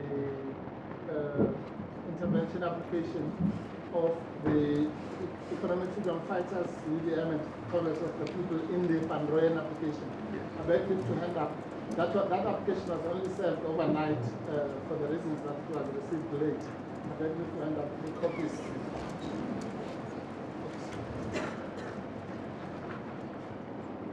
And it has now been supplied to Mr. Chico. Thank you very much, Advocate Mpofu. Yes, go please. My Lord, might I also indicate from the DA's side that the intervention application and Minister Van Rooyen's application was circulated in unsigned form. We have the final signed form, which we beg leave to hand up to the court. Yes, please go ahead.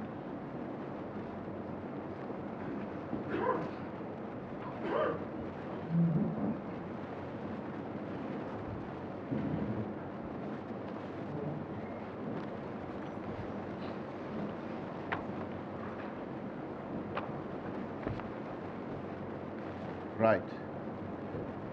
The first submissions we're going to be hearing are the parties wishing to intervene in the President's application. I think the DA has to argue first as an intervening party. As the court pleases. My Lords, as far as the DA's position is concerned, it is one of the complainants that gave rise to the investigation into state capture by the Public Protector, as a result of which the report, which is the subject of the applications, was issued, was signed and finalized. In terms of Section 8.3 of the Public Protector Act, the complainant has a right to their findings as soon as possible after they have been finalized. And insofar as the relief being sought impacts on the DA's statutory right to the final report, our submission is that that in itself gives the DA the locus standi to approach the court for relief, particularly where interdictory relief being sought by Inter alia Minister van Rooyen has an effect of interfering with the doctrine of separation of powers. And that is an issue in which the DA further has a very clear right. Our submission is that that, in short, is the answer to all issues where the DA seeks to intervene. And that is, in addition to that, it is a political party in the same position as many of the others who represent constituents with a public interest in the proceedings. And for that reason, our submission is that the DA's role and right to intervene in this matter should be beyond question. And our submission is that only vague opposition to it has been raised, none of which is substantial or substantive, and we will move for the granting of the DA's intervention and ordering that those parties opposing it pay costs, as the court pleases. Thank you very much, Advocate Labuskasne. Now for the EFF. The President, the court, my Leonard Jr. and the wife is going to move for the intervention of the year. Thank you. As the court please, the EFF's position requires that we look at this firstly from a historical perspective. What originally happened, which got the EFF to intervene, was an application brought by Mr. van Rooyen under case number 807-07/16. That application, your Lordship will recall, was brought before Justice Fourie on the 14th of October 2016. The EFF applied to intervene in that application, but it also applied for a counter application, a separate substantive application for a declaration for an order that the report should be released. Subsequent to that intervention application, we know that the matter then came before Justice Fourie, and Justice Fourie then granted an order on the 14th of October, essentially saying that the applications, in other words, the Van Rooyen application and the President's application, should be held together contemporaneously, and they were set down for a hearing today. Mr. Van Rooyen, as we know, subsequently withdrew his application. But that withdrawal application had no impact on the EFF's counter-application, because as your Lordships know from the decisions that we've cited in our heads of argument, particularly in paragraph 4.2 and page 3 of our heads of argument, the authority of the AD in the case of Luster Products versus Metric Style says that the proceedings, in other words, the main and the counter-application, consist of separate applications having a certain overlap and being argued at a combined hearing, but separate and independent applications nonetheless. So the effect of the withdrawal of the Van Rooyen application was essentially to then leave the EFF application standing on its own, in other words, the application to compel the public protector to release that report. So on that first basis, that the counter-application brought by the EFF on the 14th of October stands and has not been opposed by the public protector, and presumably it is opposed by the President. So we have a separate application that we have an interest in having held, regardless of what your Lordships believe or think about the consolidation or about the intervention as such. The EFF has an independent application for a release of the report. So that's the first basis for the EFF's intervention. The second basis is it's not clear to us when one reads the President's opposition to us, it's not clear to us whether or not it is contended that the EFF's plans standing in the sort of classical local standing sense, in other words, the capacity to intervene, in the capacity to signal, or whether they argue that the EFF has no interest in the application. And those two are separate concepts, and they seem to be, in a sense, argued together by the President. And insofar as the first question is concerned, does the EFF have sufficient local standing to join proceedings and to seek a separate order that directs the disclosure of them? We've cited the judgment of the full bench of the Free State in paragraph 7 of our heads of argument, and that's the judgment in Bioenergy Africa, that's as Freedom Front Plus, 2012, volume 2, SA, page 88, full bench division, Free State division. And there it makes it clear that this is the passage. It seems evident that the Constitutional Court has given an extended interpretation to Section 38 to incorporate violations of and threats of all rights, obligations, values, and principles contained in the Constitution committed by public bodies or public officials. And then it goes on, and then it makes it clear that the standing of political parties is now beyond any contestation, where the issue sought to be determined concerns the enforcement of rights, obligations, values, and principles. You should know that the EFF's main argument seeks to enforce a constitutional obligation sourced from Section 182, sub 5 of the Constitution, which makes it clear that once a report of the public protector has been finalized, there is a duty to publish it. The EFF also seeks to enforce Section 8, capital A of the Public Protector Act, which also makes it clear that if the report of the public protector is finalized, there is a duty to publish it.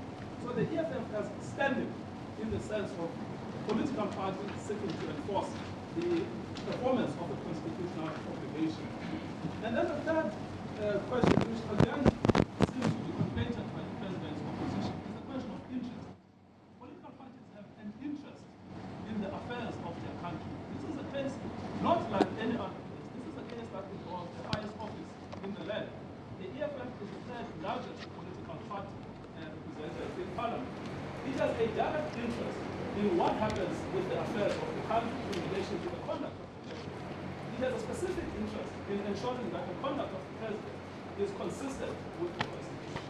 This case also implicates another power, which is the Chapter 9 Constitution, which is what should happen to reports of the public protector that have been found to be final, that have been declared by the public protector to be final. Should they be withheld from the public, or should they be disclosed to the public? And then the third element that is raised by the case is the rights of the public to know what the public protector has discovered. And in relation to those three capacities, the role of the president, the capacity of the public protector, and the interest of the public to know about the findings of the public protector, the EFF clearly has an interest to come to court and to make to seek an order declaring that there must be a disclosure of that report. So in reality, there is no substantial opposition to what the EFF is asking for. The complaint that is made is a technical complaint, which essentially goes along the lines, well, you did not formally ask for consolidation. You did not formally ask for an intervention in the president's application. But that level of formalism, quite apart from the fact that it's inappropriate for the head of state to be running a case as important as it is on formalistic grounds, the problem is that that formalism overlooks what happened before Justice Foray on the 14th. Because the president was, of course, here, represented by senior counsel and by a senior attorney. It was agreed in that discussion that all of these cases would be held contemporaneously with the Van Rooyen application. If there had been any issue, any question mark about the propriety of that course of conduct, no doubt the representatives of the president would have raised the concern and said, no, we do not agree that the EFF is entitled to participate in these proceedings. So the mere fact that there was an agreement, and I do recall because I was in court with Justice Foray asking towards the end of the finalization of the matter about the heading in relation to the matter. Every advocate who was in court on the day stood up and said, no judge, everybody understands along common lines what will happen on the 30th. So we are, I must admit, taken a little bit by surprise that the president at the last minute now seeks effectively to resign from an undertaking made that all of these cases will be held jointly together. They may argue that technically there has been no consolidation, but it's quite irrelevant because the spirit of the agreement of the 14th of October was that everything was going to be held together. That, of course, makes sense for another reason, Justices. In a consolidation application, the only question of law is convenience, and of course making sure that no one is prejudiced. The president does not want to any prejudice that they will suffer if all of these cases are held together. They don't say that we are going to suffer prejudice because you have not given us a chance to respond, or we're going to suffer prejudice because you have not given us a chance to file heads of argument, etc. They simply say we want you to comply in the most formalistic level with a consolidation application. We would argue that in a case as important as this, the court should not be detained by that kind of formalism in relation to the argument. And the question really is, what prejudice is the president suffering? We submit that there is no prejudice that the president is suffering. So in summary, these are the three submissions that the EFF makes. One is that its counter-application for the release of the report stands. It is not opposed by the public protector. It is presumably opposed by the president, and it is presumably opposed by Mr. Van Rooyen. And that counter-application does not depend on any question of intervention. It is a self-standing, separate application according to the authority of the AD. Second point, the EFF has got standing under Section 38D and E in its own name and on behalf of its own members and also in the public interest to sue and to ask for the relief that it is seeking for. Number three, the EFF has a direct and a material interest in relation to the affairs of the country. They want to know what the president is getting up to. They want to know what the public protector is getting up to. And as a political party, they have a requisite interest. And we've cited the relevant authorities. So we would, like the DA, move for an application admitting the EFF as a party, not simply in the Van Rooyen application, but also in the president's application. As the Lordship, please.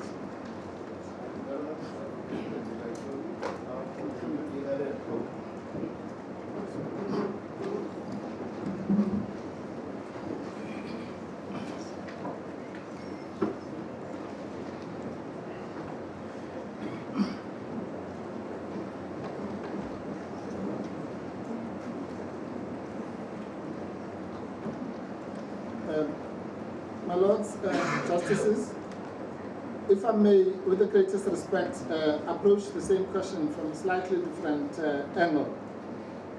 Before I do that, I'd like to concur with my learned colleague, Mr. Ngaitobi, that the question of the so-called consolidation, or what we call the effective consolidation of the matters as happened on the 14th of October, is intertwined with this question.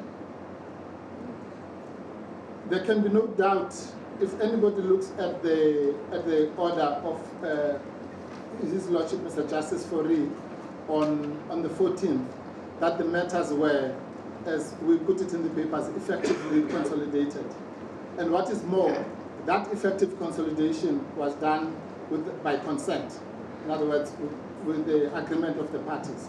It was indeed raised by the court, as the court is entitled to do, for practical purposes, as to whether it would make any sense to hear these cases in a piecemeal fashion.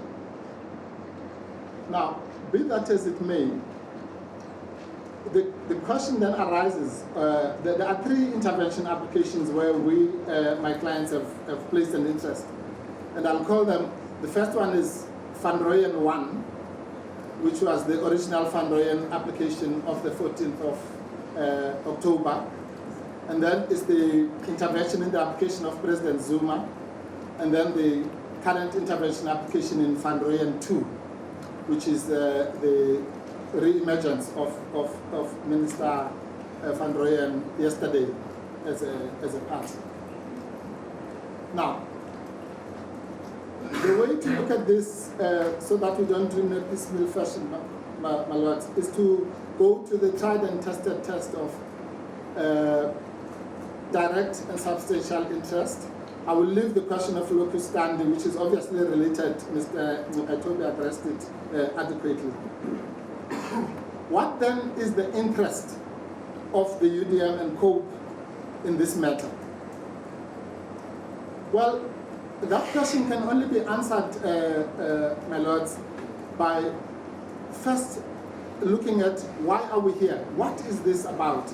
Because to have interest in the matter, what is the matter?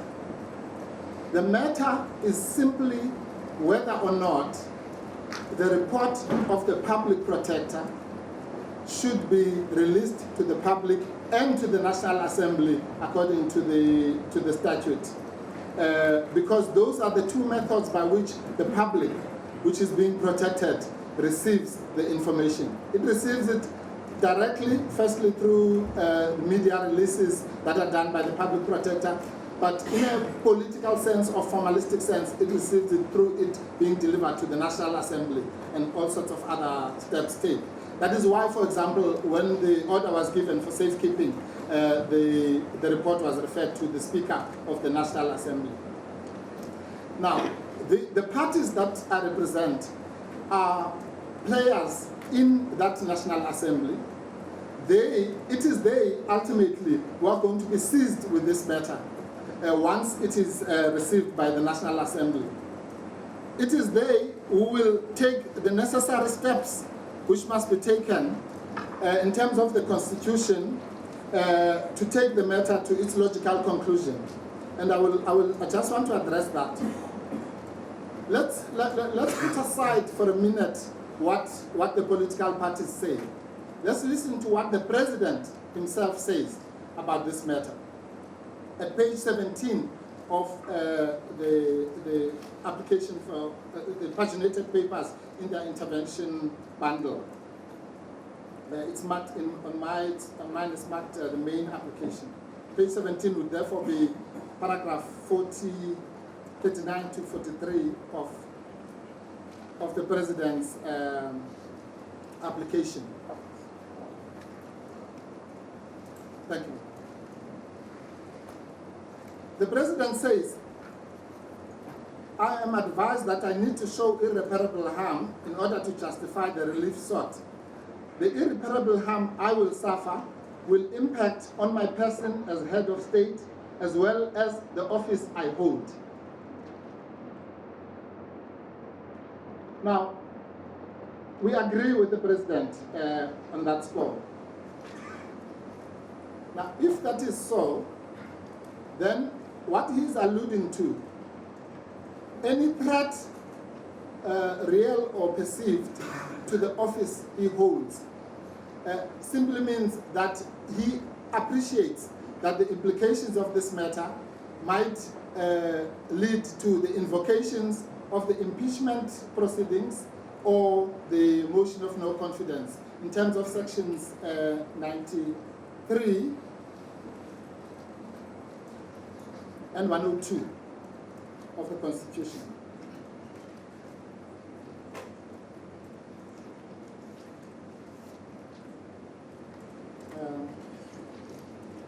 '89, 1 and 2, and 102, 2.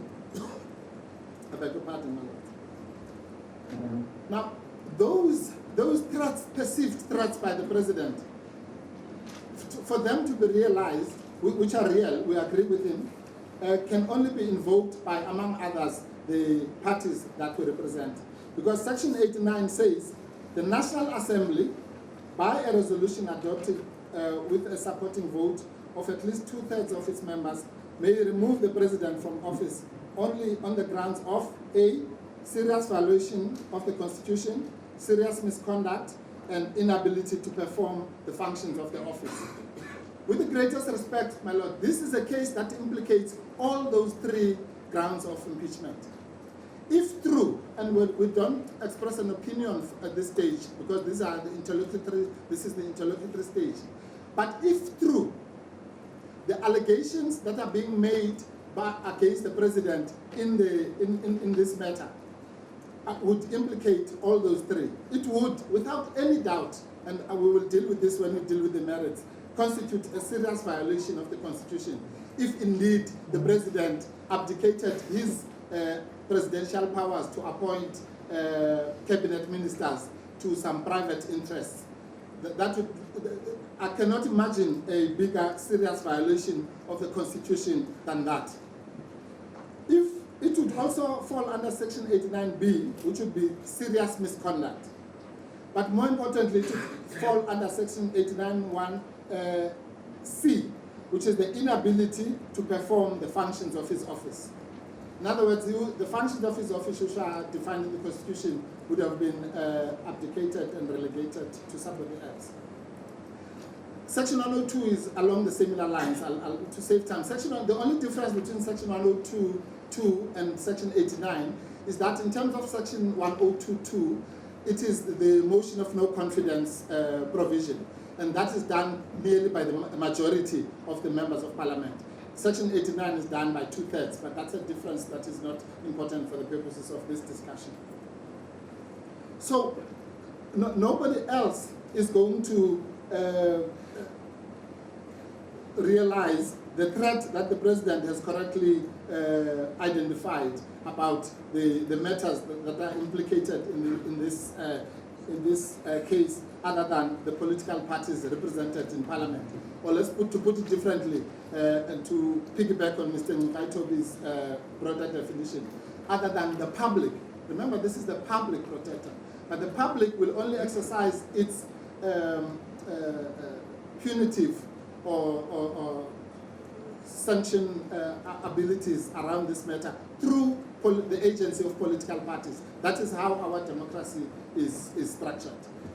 Because the public doesn't, on a daily basis, express itself. It does that through the agency of political parties. And so the political parties are playing exactly that role, that constitutional role of ensuring that there is accountability and all the other issues raised in the Constitution. My Lord, if I may just jump very quickly to page 159 in the same bundle.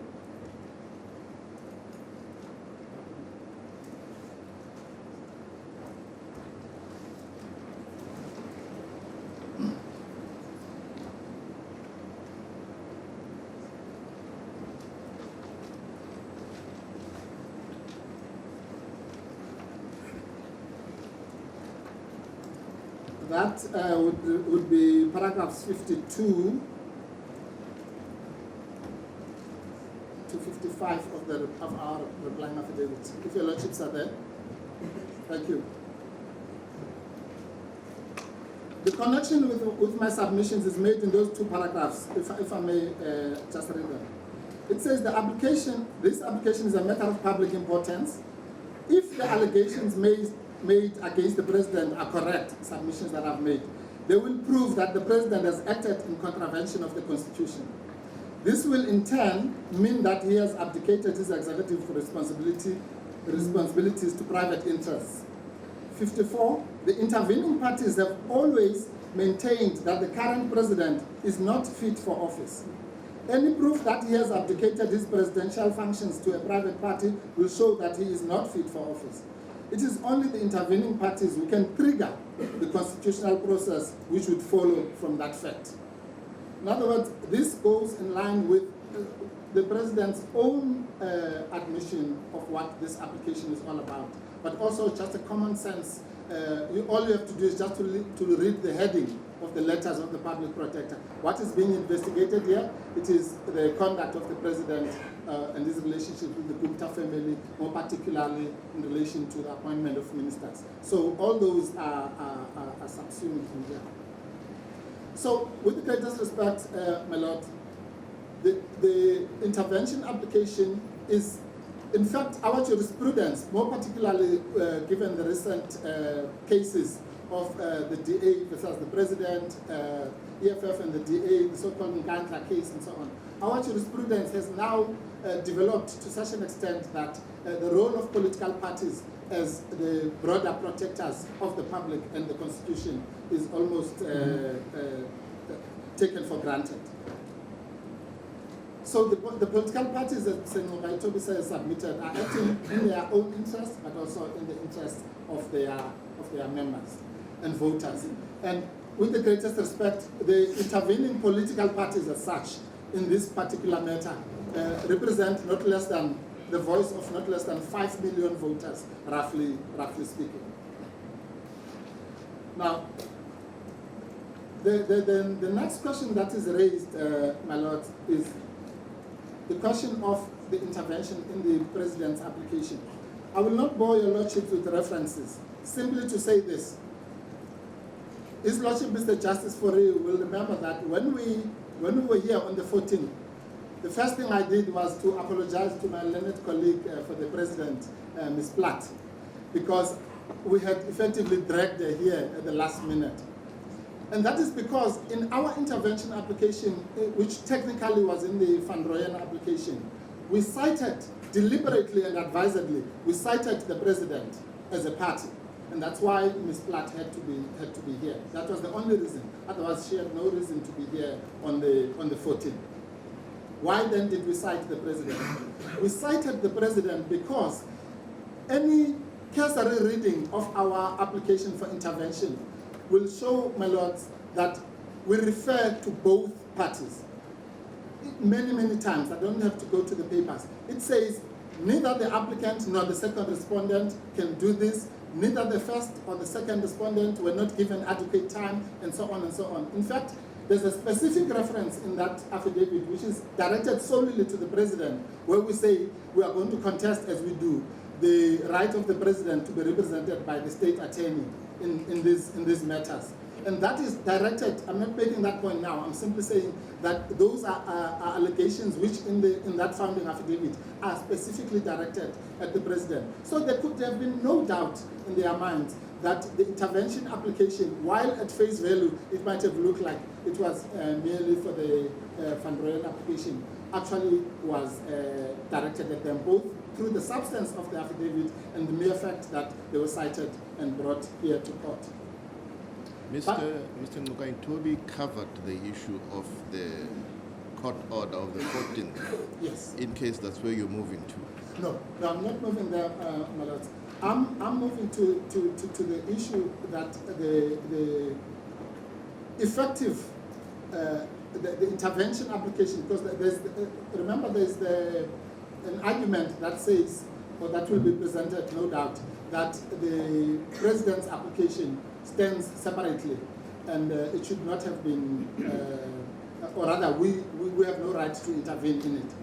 All I'm saying is that, my lord, to crown it all, the president, at a stage when he knew that Mr. Van Rooyen had withdrawn, chose to answer to our intervention application.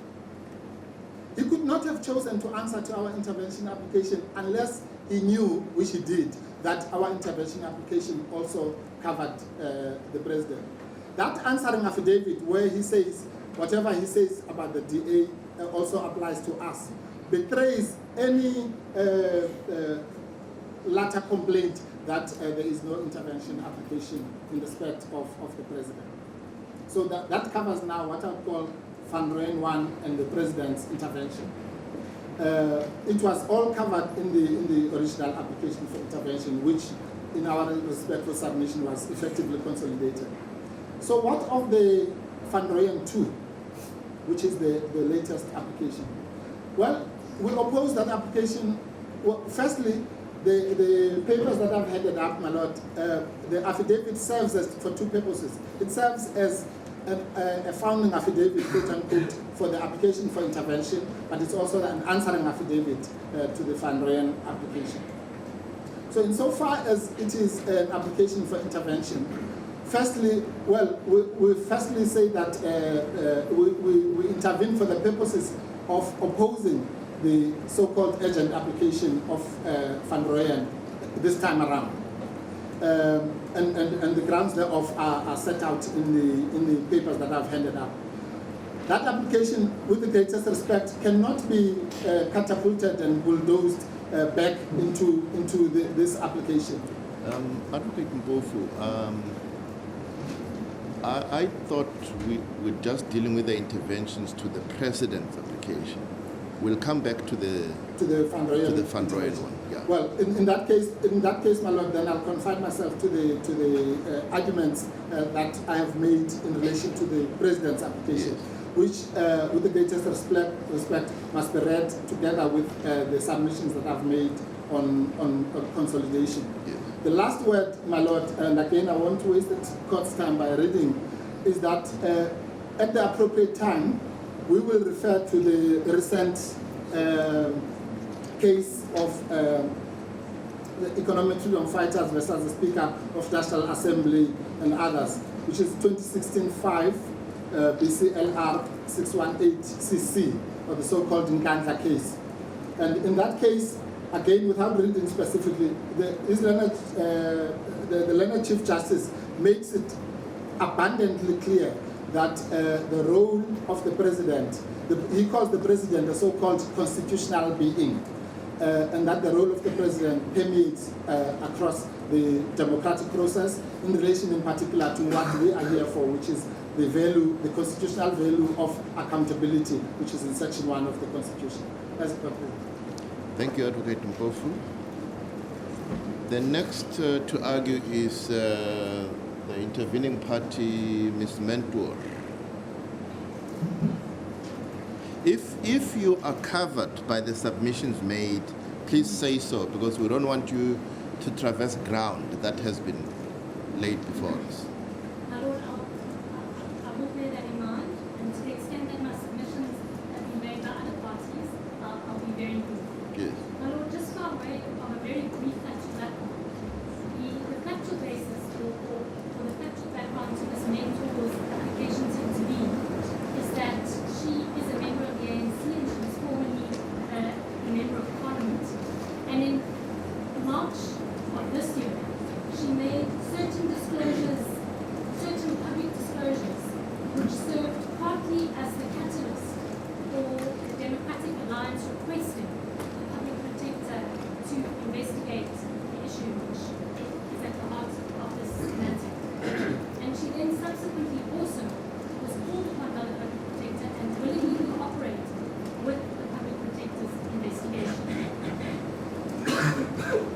And so, and by way of legal background, my Lord, Ms. Mentor originally sought leave to intervene on two bases.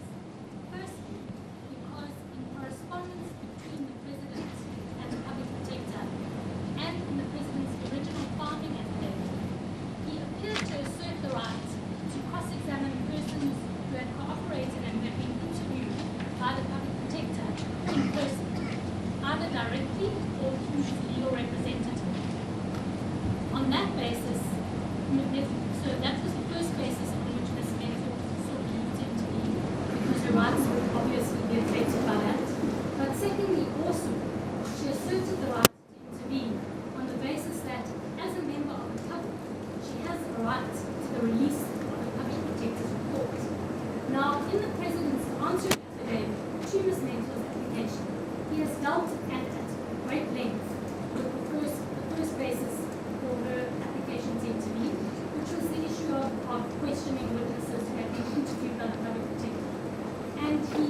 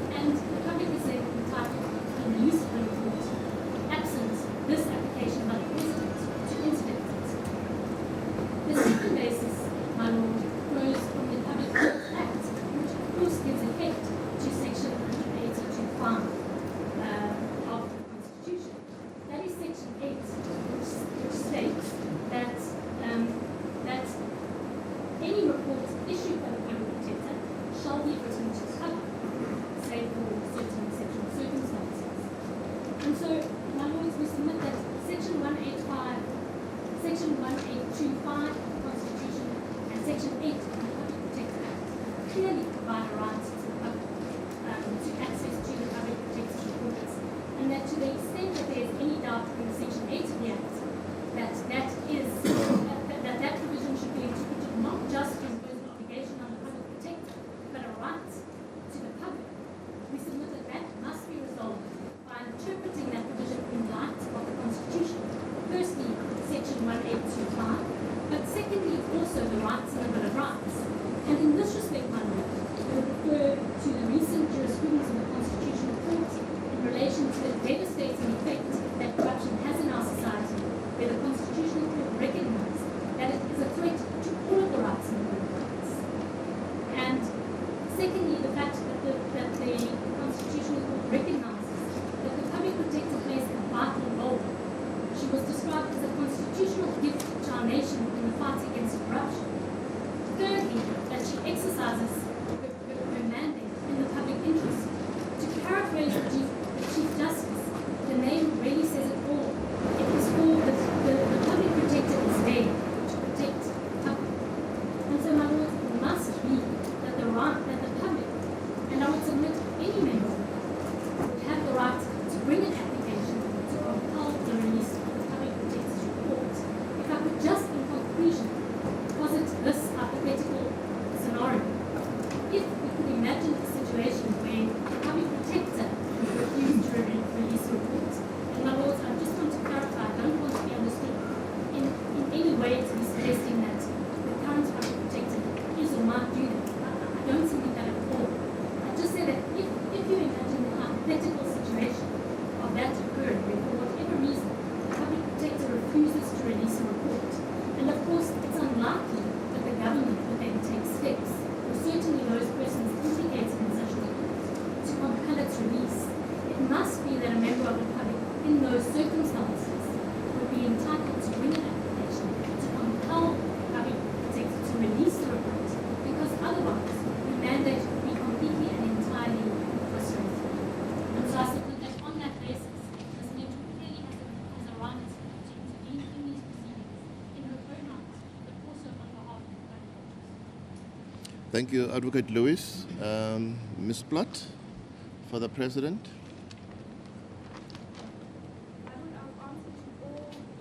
Applications, and whether there are nuances and differences attaching to each, I will then make submissions with regards to those once all the interviews. Yes, Pick up your voice, it will help. Are you opposing all the intervention applications? I'm opposing all the intervention applications. I will make one submission with regards to all of them, and where there are nuances and differences in relation to each of them, I will just touch on that. Perhaps before you start, in order not to break your flow, Yes, ma'am. what do you say about the court order of the 14th of October? The court order of the 14th of October was not a consolidation application. My Lord, when I appeared, I stood up and said that I was here for the second respondent, and I was not sure why I was here because I hadn't served with any papers. And that was the submission made on behalf of the applicant, Mr. President. We were told we are a second respondent. Then they said intervening parties can then file papers on the Monday. We agreed to that. And we have expected a proper joinder application with regards to the EFF and UDM and COP. Just like the DA did. The DA intervened in both case numbers. It intervened in our case as well as intervened in the Van Rooyen, as my learned colleague Mr. Mpofu says, Van Rooyen 1. So the DA intervened in both. Ms. Mentor intervened in this one. Yes, my Lord. You, and every time I say you, please, I'm referring to your client, the President. Yes, my Lord. Did you not agree to the applications being heard together? I agree that the applications should be heard together. Yes, my Lord. So it is the formal consolidation you're opposing? Well, there was no formal consolidation. Well, they seek it now. They seek, my Lord, there's no formal papers before you. They raise in a replying affidavit a joinder. But my Lord, we're not going on the consolidation. If my Lord feels that there is a consolidation, we're not going there. Our opposition is not directed solely on consolidation and joinder. Our opposition is based on direct and substantial interest. And that's the point we're going on. That's the point we're relying on, not on the Section 38 joinder consolidation, any of those points. If we fail on direct and substantial interest, we will fail on any of the other ones.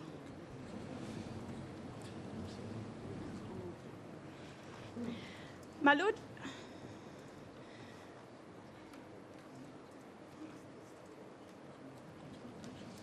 You may continue, Advocate Black. yes, my Lord, this is an application in where the President has come to enforce procedural rights. That procedural rights attaches to the President and the President only. Those procedural rights do not attach to the public, nor do they attach to the political parties or to any intervening party. And those procedural rights and the processes followed therein has been admitted by the respondent. So the applicant brought an application against the respondents, which is the public protector, to enforce procedural rights. My Lord, and if I could take you to page 83 of the main application, which is the respondent's affidavit. What page? 83? Page 83 of the main application bundle, paragraph 6.7.1.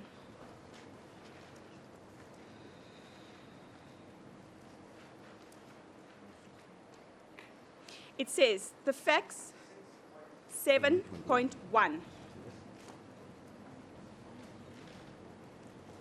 It says, the facts concerning the process followed by Advocate Madonsela in preparing the report are essentially as set out in the affidavit of the President at paragraphs 13 to 27 of his founding affidavit, excluding paragraph 21, which amounts to comment on the facts. To the extent that those paragraphs annex and set out the correspondence between Advocate Madonsela and the President, they appear to be accurate and constitute the common cause facts on which the President's application falls to be decided. That is what the Public Protector has said, that the common cause facts on which the President's application is made has been agreed to. They are common cause between the applicant and the respondent, because these are procedural rights that can only attach to the respondent, to the applicant. It's the applicant that is being an implicated person. It is the applicant that's being asked to answer questions. It is the applicant that was given the right to pose questions to witnesses by the Public Protector, in which she says she will determine the process in terms of the Act as to how those questions can be posed and to who. So the Public Protector has admitted all those facts. Those facts cannot be refuted by any of the intervening parties, because they... Yes, ma'am. Do you submit that the procedural rights, which you say attach to the President alone, yes, should be looked at in isolation, excluding the rights of any other person? Because this is what the application is based on. But is that your submission? Yes, and I'll explain why I say that later. So the only two parties that are aware of the procedural requirements are the applicant and the respondents. And both have made common cause amongst each other on the facts. So there's no party that can refute those facts. They attempt to do so, but they cannot refute it because they say they don't know the process or they don't know the questions. So on that basis, we say that because there are procedural requirements that needed to be followed, which has been admitted by the respondents, that relief attaches to the President only. Now, with direct and substantial interest, can I just quote from, sorry.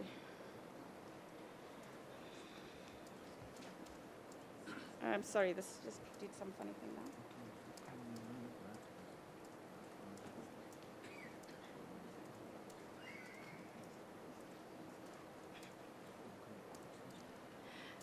Sorry, my lord, we're just trying to.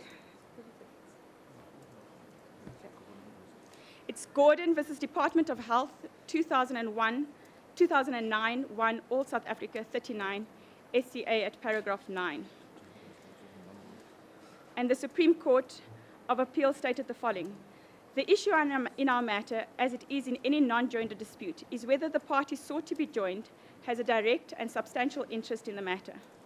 The test is whether a party that is alleged to be a necessary party has a legal interest in the subject matter, which may be affected prejudicially by the judgment of the court in the proceedings concerned. In the Amalgamated Engineering Union case Supra, it was found that the question of joinder should not depend on the nature of the subject matter, but on the manner in which and the extent to which the court's order may affect the interests of third parties. The court formulated the approach as first to consider whether the third party would have locus standi to claim relief concerning the same subject matter, and then to examine whether a situation could arise in which, because the third party had not been joined, any order the court might make would not be res judicata against him, entitling him to approach the courts again concerning the same subject matter and possibly obtain an order irreconcilable with the order made in the first instance. And we say that the intervening parties do not have a right to intervene on that basis, because in order to state that procedural requirements as attaching to the president was not followed does not affect their right to know what is in the report. Because if that order was given, it is not irreconcilable with any other order that they could attain. Because once those procedural requirements have been met and the report released, they have every right to look at that report and deal with it on that basis. We're saying that procedural requirements as attaching to the president cannot be a direct and substantial interest, because they cannot say that their interest to know has been affected by the president obtaining an order that he has the right to answer questions. They cannot say that that is a direct and substantial interest. They cannot say that he has a right to ask questions that it will affect their rights to know. Because ultimately, once those procedural requirements have been fulfilled and a report issued, they can then challenge that report as to whether there is any other basis for why they have a difficulty with it. If that is the case, it doesn't affect the order that the president seeks. And that order is merely, give me an opportunity to exercise my rights, as you say I have. As you've said to me, I look forward to your questions, Mr. President, in relation to the witnesses, and I will determine how that procedure will follow. The public protector has said that, and then promptly thereafter finalizes a report. We are saying procedural requirements were not followed. The public protector has agreed with that, and it's on that basis that we say any order here will not have a direct and substantial interest on any of the intervening parties. My Lord, and then we will not go to Section 38. I just want to check that I've covered everything. So the direct and substantial interest will go through to all parties. The submissions made by UDM and COPE with regards to impeachment, that happens in a different format. No order here will affect impeachment proceedings. Those happen in Parliament and not in front of this court. So what is in the report and its outcomes will not affect the political parties if the president is given a right to fulfill its procedural requirements that the public protector has agreed he has. With regard to Ms. Mentor's application with reference to cross-examination, we do concede that it's not a cross-examination. However, we are entitled to pose questions as determined by the public protector in terms of the Act. And we're saying on that basis, we are allowed to ask questions. And it's the public protector that will determine how those questions will be posed and in what format and whether she will be posing those questions. Because the letter reads, and if I can just take you to that letter, it's Annexure K, my lord, page 72 to 76.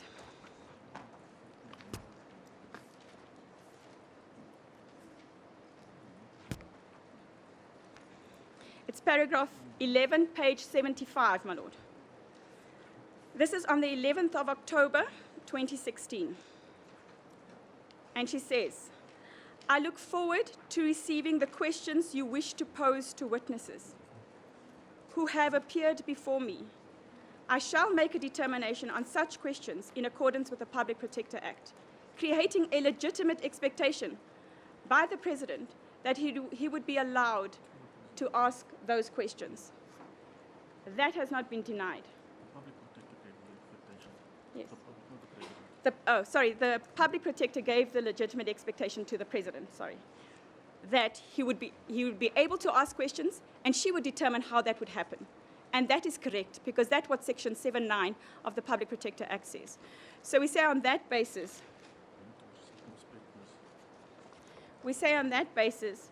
that Ms. Mentor does not have a direct and substantial interest in the matter.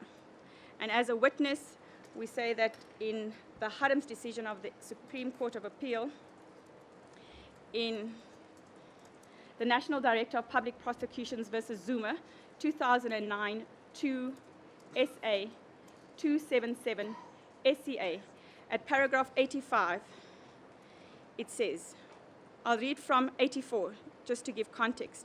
In this matter, Mr. President Mbeki, as he then was, sought to intervene in an application in the appeal.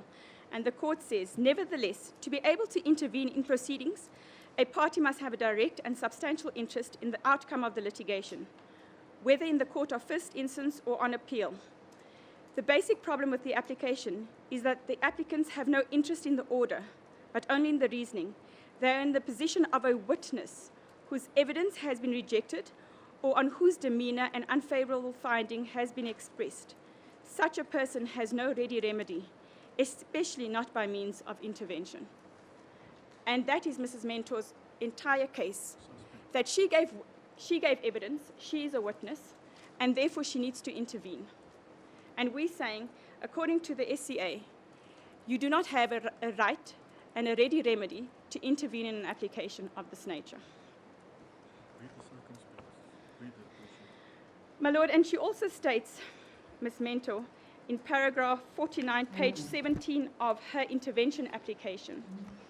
It's paragraph 14, page 17, paragraph 49 of Ms. Mentor's application. She says, indeed, had I known that as a consequence of my disclosures, I would have been at risk of being cross-examined directly by the President or his or her legal representatives, I would have been far more circumspect about making the disclosures in the first place. Thus, if the President's interpretation of Section 792 were to be adopted, it would hamper the Public Protector's ability to combat corruption. And we say this can never be the case, because as the Constitutional Court has said, the Public Protector's findings are binding. So therefore, the proper procedural requirements need to be followed in order for that binding finding to be made. And for a witness to say that they would have been far more circumspect in making their disclosures is very worrying, my Lord.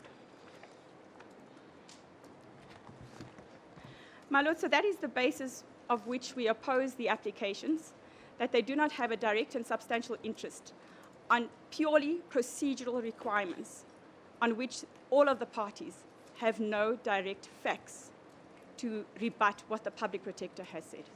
As it pleases.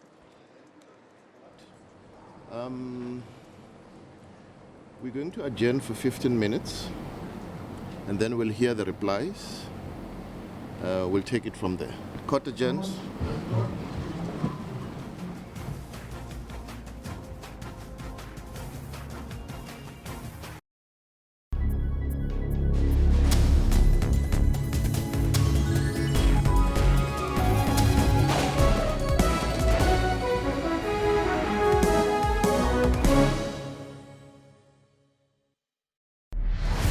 Inside us all lurks greatness, bravery, guts, determination. Every time you get down, you get back up. You take us all forward. You raise the bar. And we salute you, party comrade, with a Heineken Cool Can and Strongbow Apple Cider 6-pack combo for just 100 Rand from Tops at Spa.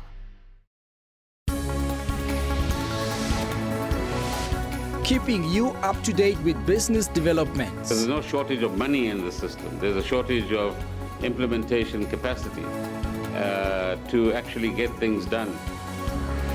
Always on point with news of the day. May has promised radical social and economic reforms, fueling speculation over the future of current senior figures. On the ball every time with all sports codes. The Joburg side already have a quarter-final at home, and a victory against the Argentines will ensure home semi-final. Accurate weather updates after every bulletin. Stay tuned to News Today at 3 p.m. from Monday to Friday on SABC News.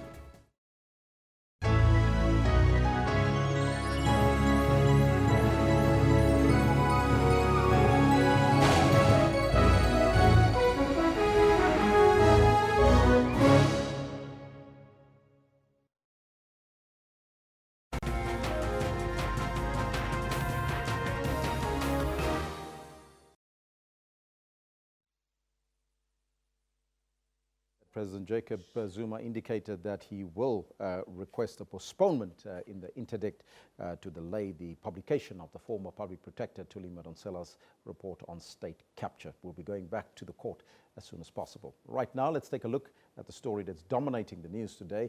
The country's battered economy got a shot in the arm yesterday on the news that the NPA was dropping fraud charges against Finance Minister Pravin Gordhan and former SARS officials Opa Magashule and Ivan Pillay.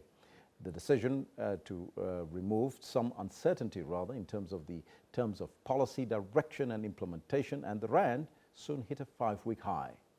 There have been calls from many corners for the resignation of the NPA boss, Sean Abrams, but he says he has no intention of falling on his sword. Will I resign? Certainly not. Certainly not. The National Director of Public Prosecutions is sticking to his guns. Sean Abrams insists the handling of the matter was not a blunder. He maintains that on the evidence given to the deciding prosecutors by the Hawks, Pravin Gordhan, Ivan Pillay and Opa Magashule had a case to answer.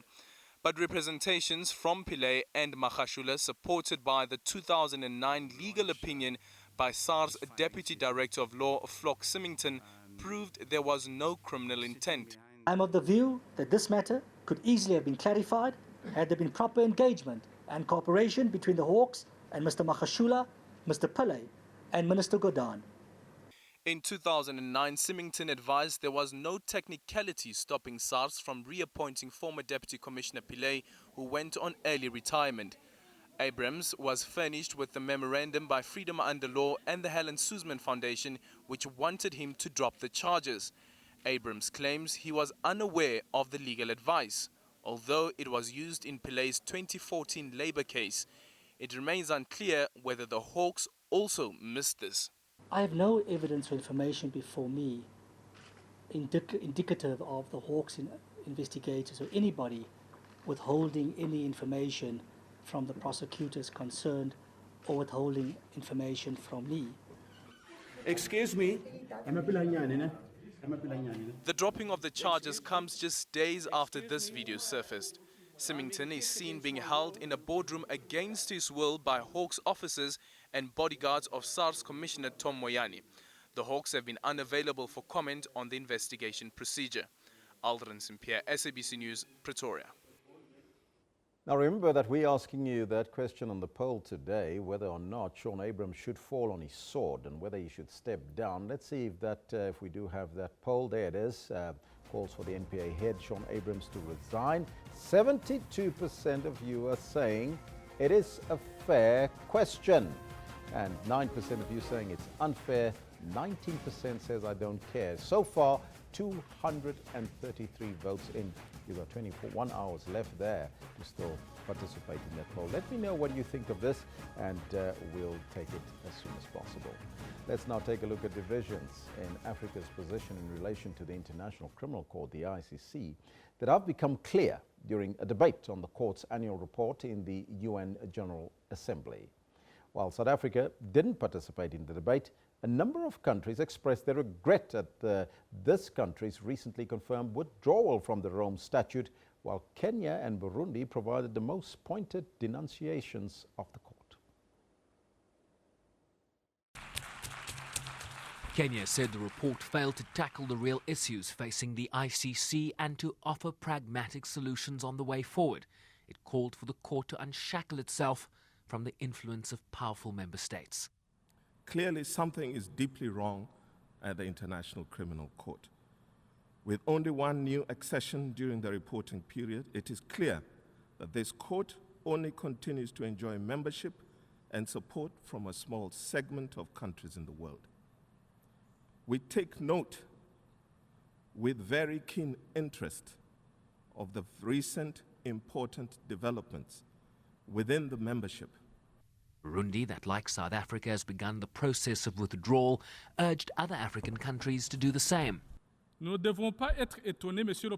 We should not be surprised, sir, to see an increasing number of states who are now calling into question the impartiality of the activities of the court. Public opinion in Africa has now found that the court is the domain of some powerful countries. And we believe that the African countries should take another look at their adhesion to the Rome Statute, because the International Criminal Court recently is becoming an instrument at the of a certain category of countries to exercise political pressure. But several African countries agreed. Senegal urging a dynamic consensus, Nigeria expressing its faithful commitment to the court, while Tanzania believes the institution's promise against impunity and injustice remained more urgent today. It is therefore of concern that African countries have come to be critical of the court to an extent that at some point a policy of non-compliance and non-cooperation with the court was a real possibility. For the court to remain a credible institution in the execution of international justice, it is important that there be a confidence-building measures on how it functions, as well as how it interacts with all its members. Earlier, the court's president reaffirmed the importance of the continued commitment of the international community to investigate and prosecute the most serious crimes. Sherwin Bryce-Pease, SABC News, New York. Let's now come back home and we go back to Pretoria at the North Gauteng High Court, where the court is adjourned for 15 minutes. Our reporter Tumole Mohlale is there. A very good morning to you once again, Tumole. What is happening there now where you are? A very good morning to you, Elvis. Well, what's happening here outside court is that those who have come basically to a protest peacefully, might I add, are still very much in high spirits, still making their voices heard. The majority of the protesters behind me, if I can just step out of shot, as you will see, are draped in EFF party regalia, and they are carrying various placards basically calling on for the courts to defend the democratic state and to defend what they say are hard-won democratic rights, and speaking to the issues which are now being debated and being argued by the various legal councils here at the Pretoria High Court. It's been a very peaceful demonstration here outside, but I must say that the protesters themselves have created quite a spectacle, and ever since the court proceedings started, they have been in high spirits and they have not let up since. Many of them have I've been looking very curiously at the various media vans that are here beaming these satellite feeds of what is happening in court all across the world. And as they look into the screens, they nod knowingly. Some who can hear what is being said, react in their own ways. But I spoke to them earlier, especially the EFF supporters, who said that they basically feel that the wheels of justice are turning, and they have every confidence that the court will do the right thing and in time will possibly rule in their favor. Of course, we are watching proceedings from inside very, very closely to see how this will possibly play out. I only see EFF supporters in the background there. Is there other parties also present? I beg your pardon, Elvis, could you just repeat the question? It's really, really loud out. Yes, I can hear it's very loud out there. I only see EFF supporters in the background there. Is there other parties also present supporting the bid for the president or not? No, certainly the EFF supporters are out in their numbers, but the other political parties that are represented would include the Democratic Alliance and the Congress of the People, who are also basically here in court as part of proceedings. There are a few scatterings of their supporters, but mostly it is party officials that are now seated in the benches inside the court itself. So certainly all the interested parties are out and they have been represented here. Tumawole, thank you so much for that report. In 15 minutes, the court will resume and we'll go back there live. Let's now take a break and we'll be right back after that.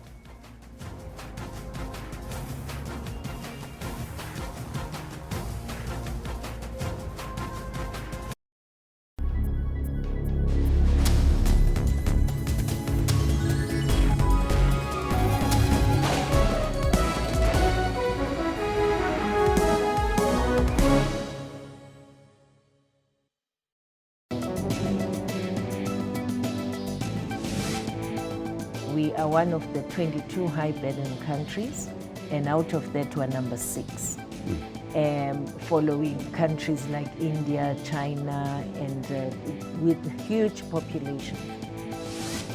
Cough, night sweats, weight loss and fever, and cough being the most important of those. So, and especially if the cough lasts for more than 3 weeks, then you really have to worry and get tested for TB.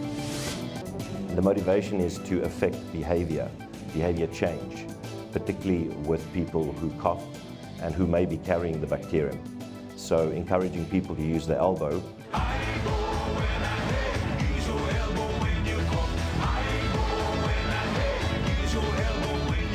For more on health, join your host Dr. Selo Motaung every Saturday from 9 to 10 a.m.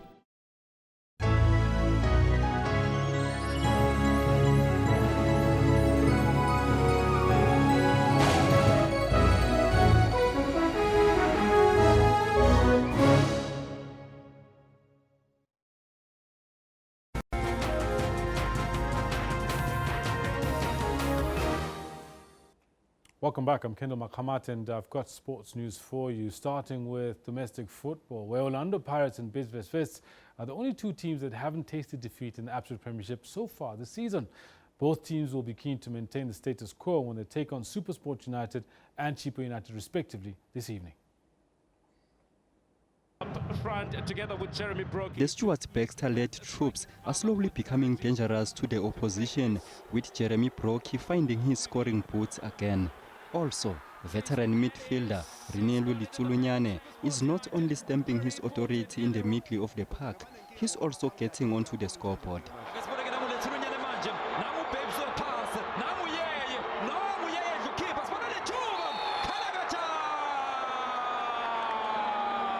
And the revival of Tusopala and Ronwen Williams have earned both players collapse to the Bafana Bafana setup.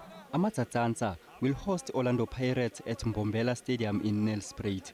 Even though the Buccaneers haven't lost a league match so far this season, they are not collecting maximum points either. They drew 4 of their 6 league encounters, keeping them 6th on the log with 10 points. Brighton Mhlongo's reflex saves have helped the team in recent matches. Meanwhile, Chippa United will take on Bidvest Vets at Dobsonville Stadium. The Clever Boys have 13 points in 5 matches and they are third on the log standings. A win tonight will see them on top of the log standings as they are just a point behind joint leaders Kaizer Chiefs and Golden Arrows. On the other hand, Chippa United have made a name for themselves as an enterprising group of players. They should, however, start collecting points to complement their style of play. The then Dance Malisela-led team have 9 points in 6 matches, having won only 2 and drew 3. Both matches kick off at 7:30 p.m. and 6 more matches will be played tomorrow. Mtutuzi Ndlovu, SABC News.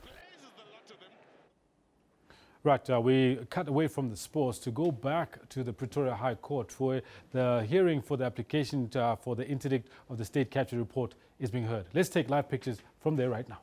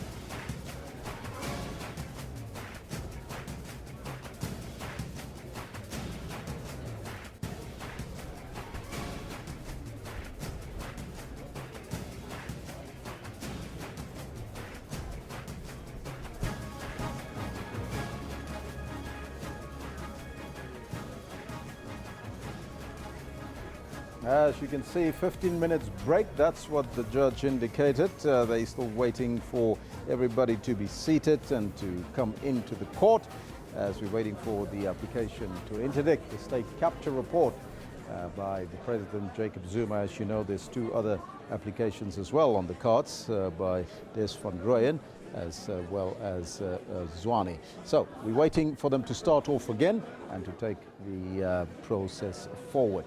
They are still trying to get everything in order there. You can see some of the lawyers in the background there in chambers as they are preparing for the second half of this proceedings happening in the Pretoria High Court, the North Gauteng High Court that is happening today. What will come out of these proceedings today, we want to find out, and we'll know then probably by the end of the day what is going to happen, whether the report will be released or whether that report will stay captured. And we await for that outcome as they prepare for the second half of the proceedings in the North Gauteng High Court there in Pretoria.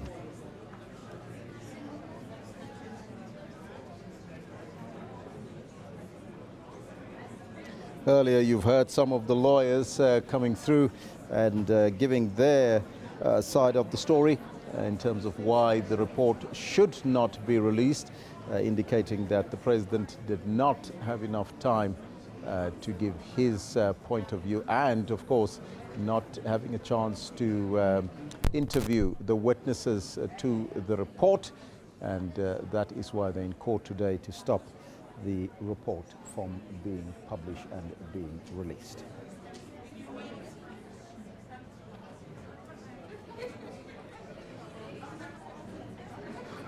As we still wait for the second part of the proceedings at the North Gauteng High Court, some of the hacks, as you can see there's some of the media, they are waiting patiently, and some of the party leaders also in the gallery there from the Democratic Alliance. I see there James Self, and also from the EFF, some of the members there, and as they're filing into the court to continue the arguments today, and we'll know probably by the end of this day when, if the report will be released or not.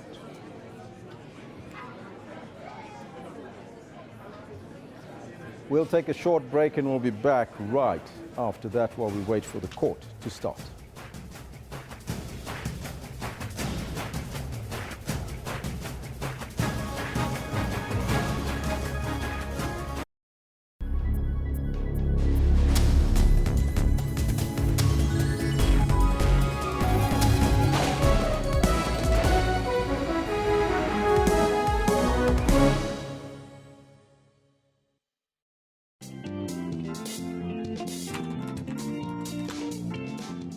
There must be something. There has to be a place where young entrepreneurs can come, and get advice and interact with people that are knowledgeable.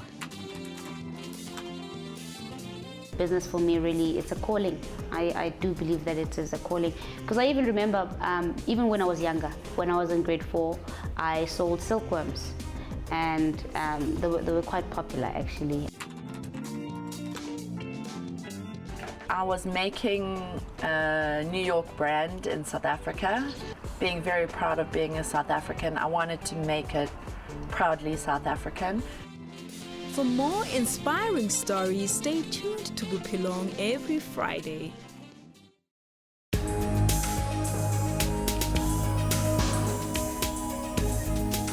Now this is Trends, of course, your one-stop serving of all that's juicy and trending in the world of entertainment and showbiz. My name, of course, is Refill Wemwilo. I'm Dr. Sello Mutaung, and this is Health Talk. A very good morning and welcome to Media Monitor. I'm your host, Alicia Jolly. My name is Dumila Matters. William Mulabati. My name is Mpo Sedu. What time is it? It's question time. For your daily dose of current affairs, tune in to the SABC News Channel.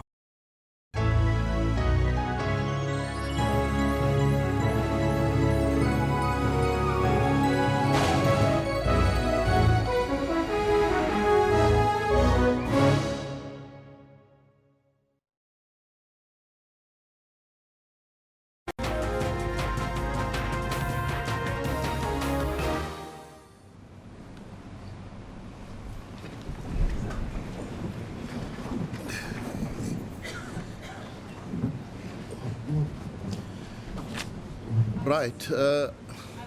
Advocate Platt? Yes. So our argument should be seen in light of Yes. the Rule 30 application.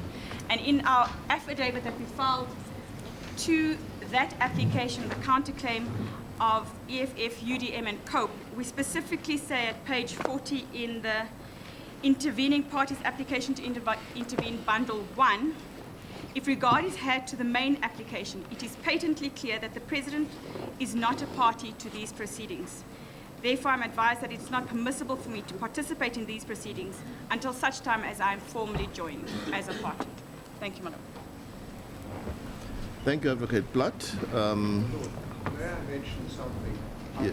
We are not strictly concerned with this application, as your Lordship will appreciate. Yes. But there is something to be mentioned regarding case number 80707, which was the previous application. One. Yes. I would avoid that, but nevertheless. And that is this.